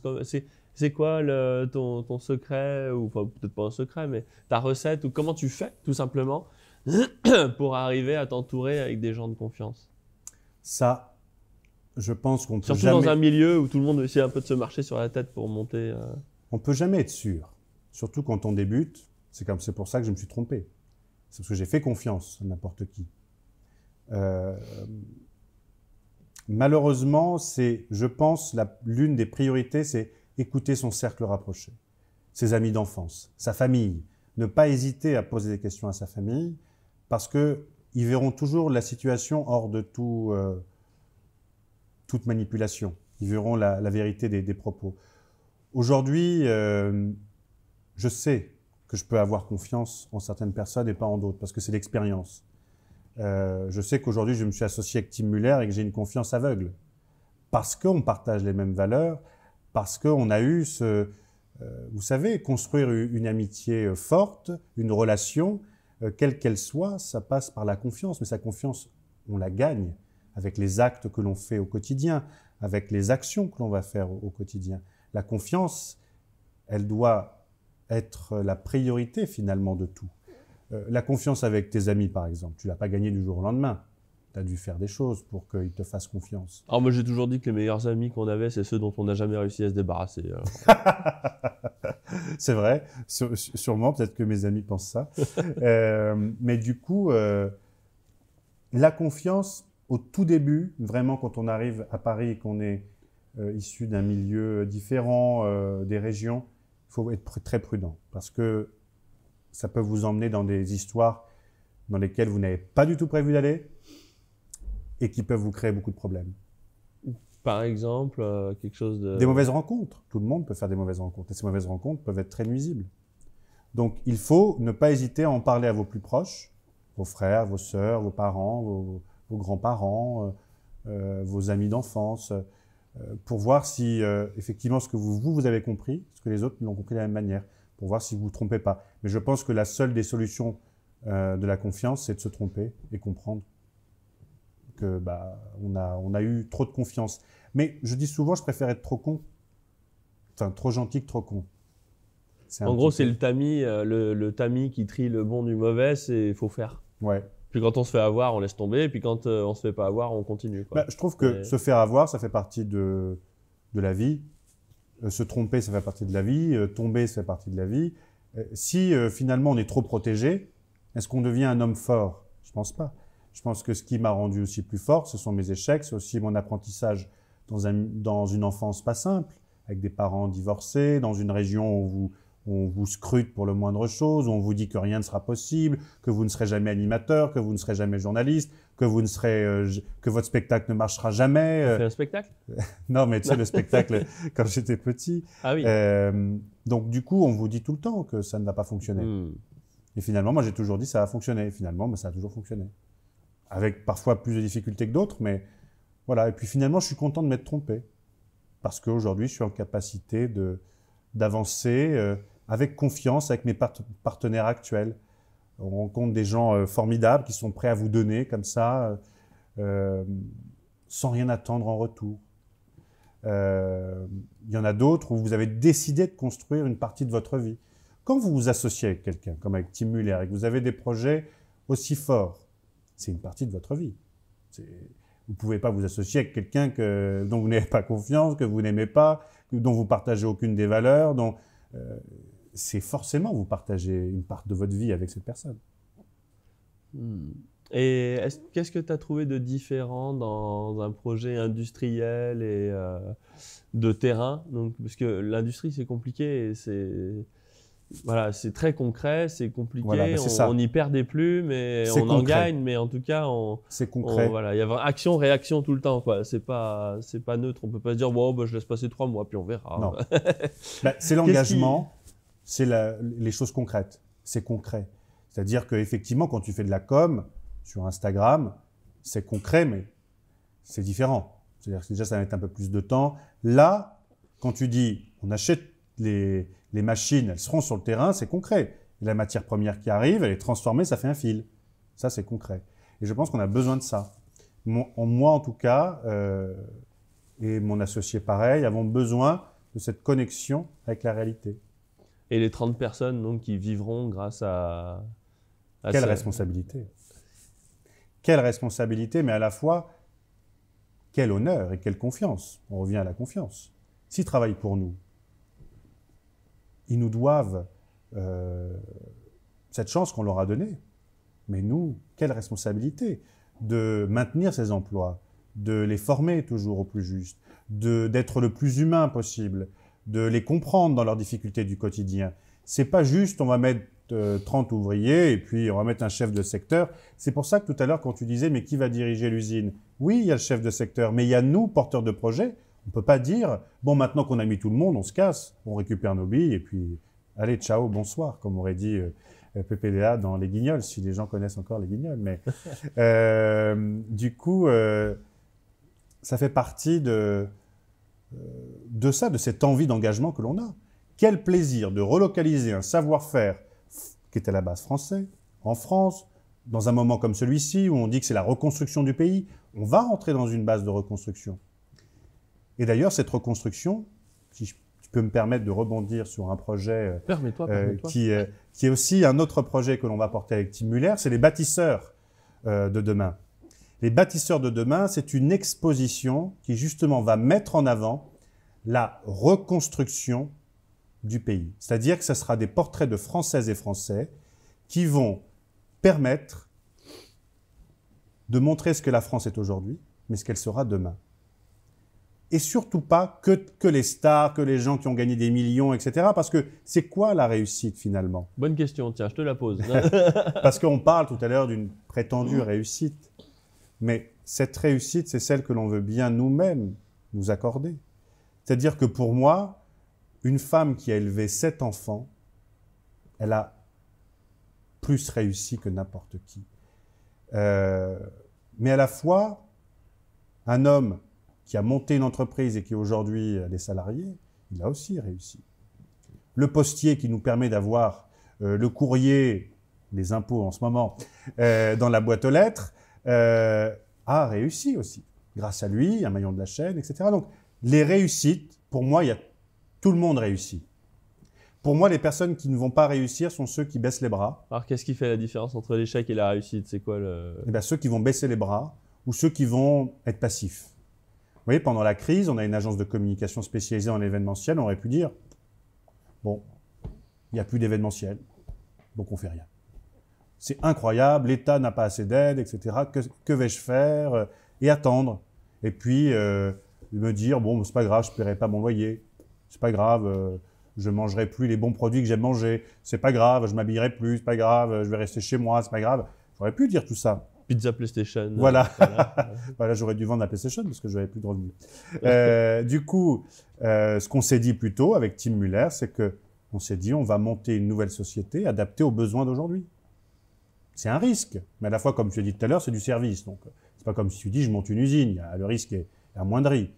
Et du coup, on a monté cette société adaptée à la communication des indépendants et des commerces de proximité, adaptée aux besoins d'aujourd'hui. Donc, le fait de rebondir, le fait de ne pas voir les échecs comme une fin, mais plutôt comme un renouveau, tout ça, c'est un état d'esprit.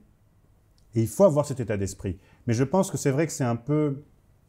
on va dire dans les mœurs de la France. C'est-à-dire que quand quelqu'un tombe, bon, on est content, parce que les gens sont jaloux s'il avait un peu plus que nous.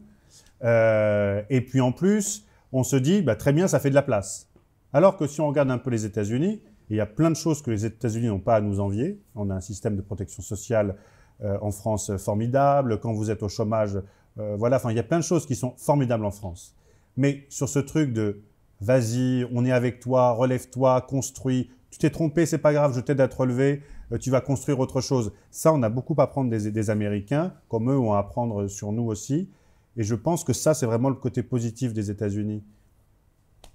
Un pragmatisme de l'entrepreneuriat, quoi, en gros. De l'entrepreneuriat ou de tout court. On peut se tromper dans la vie quotidienne. Quand à la maison, on va se tromper dans la recette du pot-au-feu, c'est pas grave. Tu pourras la refaire une semaine plus tard. Au lieu de dire, oui, c'est dégueulasse, mais qu'est-ce que tu as mis dedans, mais pourquoi tu as fait ça? Non, c'est pas grave. Bah, écoute, peut-être que là, tu t'es loupé, mais la semaine prochaine, moi, je vais te montrer comment faire un bon pot-au-feu. Qu'est-ce que tu penses de la phrase ceux qui n'ont jamais échoué n'ont pas assez essayé? Moi, je te répondrai par la phrase de Nelson Mandela, dans la vie, je n'échoue jamais, j'apprends. Je suis totalement dans cette philosophie-là. Je pense qu'on doit, aujourd'hui, nouvelle génération, rentrer dans cette philosophie. Mais je trouve qu'on la retrouve de plus en plus. On la retrouve de plus en plus, et quand on fait justement le casting des bâtisseurs de demain, on retrouve des gens qui ont envie d'aider, qui ont envie de montrer ce qu'ils font de bien pour que d'autres puissent faire la même chose. Et ce casting des 100 Françaises et Français, c'est vraiment quelque chose d'hyper important pour nous, parce que c'est un projet qui, encore une nouvelle fois, est dans les mêmes valeurs, authenticité, savoir-faire, proximité. Et donc, quand on a autant de projets qui réunissent les mêmes valeurs, on se trompe rarement. Ça veut dire que vous êtes sur la bonne voie. Et ce projet donc d'exposition verra le jour début 2022. Et ce qui est drôle, c'est que là aussi, naturellement, les gens viennent à vous parce qu'ils comprennent qui vous êtes, ce que vous allez faire et avec qui. Et donc, déjà, premièrement, mon associé Tim Muller, du coup, on est associé sur l'ensemble, donc on porte les mêmes valeurs. Et puis autour viennent se greffer des gens formidables, comme Angela, comme Marie, comme Patrice, des gens qui portent les mêmes valeurs, des gens qui sont dans cette bienveillance, dans l'écoute. Ça, c'est hyper important. Aucun jugement. Jamais non, mais pourquoi? Ça, c'est hyper important. Et du coup, ça vous fait progresser. Parce que quelqu'un qui vous dit non, ok, mais il vous dit non, pourquoi? Du coup, vous comprenez. Il faut toujours expliquer. Et ça, c'est la base de toute association. C'est-à-dire qu'il faut toujours dire les choses. Que ce soit dans la vie privée, dans la vie professionnelle, dans la vie amicale, les non-dits sont souvent le chaos, mènent au chaos. Vous pouvez avoir quelques secrets. Vous pouvez avoir votre jardin secret. Mais à un moment donné, quand il y a trop de non-dits, forcément, ça crée une distance. Et cette distance crée le chaos. Donc, c'est important dans toutes les relations que l'on mène, c'est peut-être là la base de la confiance finalement, l'écoute et la parole et la vérité. Lorsque vous êtes dans la vérité, dans l'échange, dans l'écoute, pourquoi les gens ne vous donneraient pas votre confiance?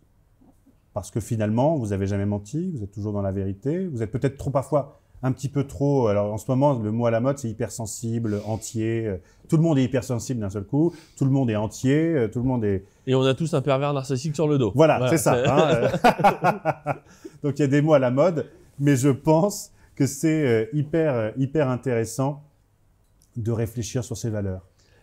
Quel conseil tu pourrais donner aujourd'hui, on est dans une période de crise des mesures anti-Covid, à un jeune qui voit les portes se fermer plus qu'elles ne s'ouvrent, pour comment retrouver des possibles, enfin quel conseil pour quelqu'un qui veut faire quelque chose de sa vie, qui a 20 ans et qui voit toutes les portes se fermer au sens littéral. Vraiment, les portes sont vraiment fermées.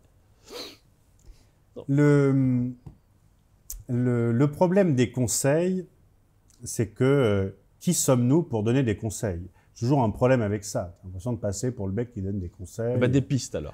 Oui, parce que finalement, je pense que la chose principale, c'est de toujours regarder ce qui se passe dans son environnement, dans la société. Aujourd'hui, il y a plein de possibilités d'évolution. Oui, il y a plein de portes qui se sont fermées, mais je pense qu'il y en a plein d'autres qui se sont ouvertes. Est-ce qu'on aurait pu relocaliser cette filature de lin en Bretagne avant le Covid? Non. Est-ce qu'on peut le faire aujourd'hui? Oui. Donc, je pense que la meilleure des stratégies, le meilleur conseil, c'est écouter ce qui se passe. Et ça va être chiant parce qu'il va falloir écouter la radio, regarder un peu la presse. Et souvent, on dit « Ouais, mais c'est ringue, la presse, je m'en fous, je suis déjà informé sur les réseaux sociaux, je lis des informations sur Facebook toute la journée. » Mais sauf que, est-ce qu'on a la même information sur Instagram que dans le JDD, par exemple? Je ne suis pas sûr. Est-ce qu'on a la même information dans le Telegram en Bretagne que sur Instagram? Je ne suis pas sûr. Aujourd'hui, tout est complémentaire. Quand on me dit « Mais quel réseau social allez-vous choisir ?» Mais je ne choisis aucun. Sur LinkedIn, je vais parler des entrepreneurs. Sur Instagram, je vais parler des jeunes actifs. Et sur Facebook, je vais parler peut-être à des retraités. Donc, je ne vais pas choisir, moi, un cadre spécifique. Je vais m'adapter en fonction des canaux.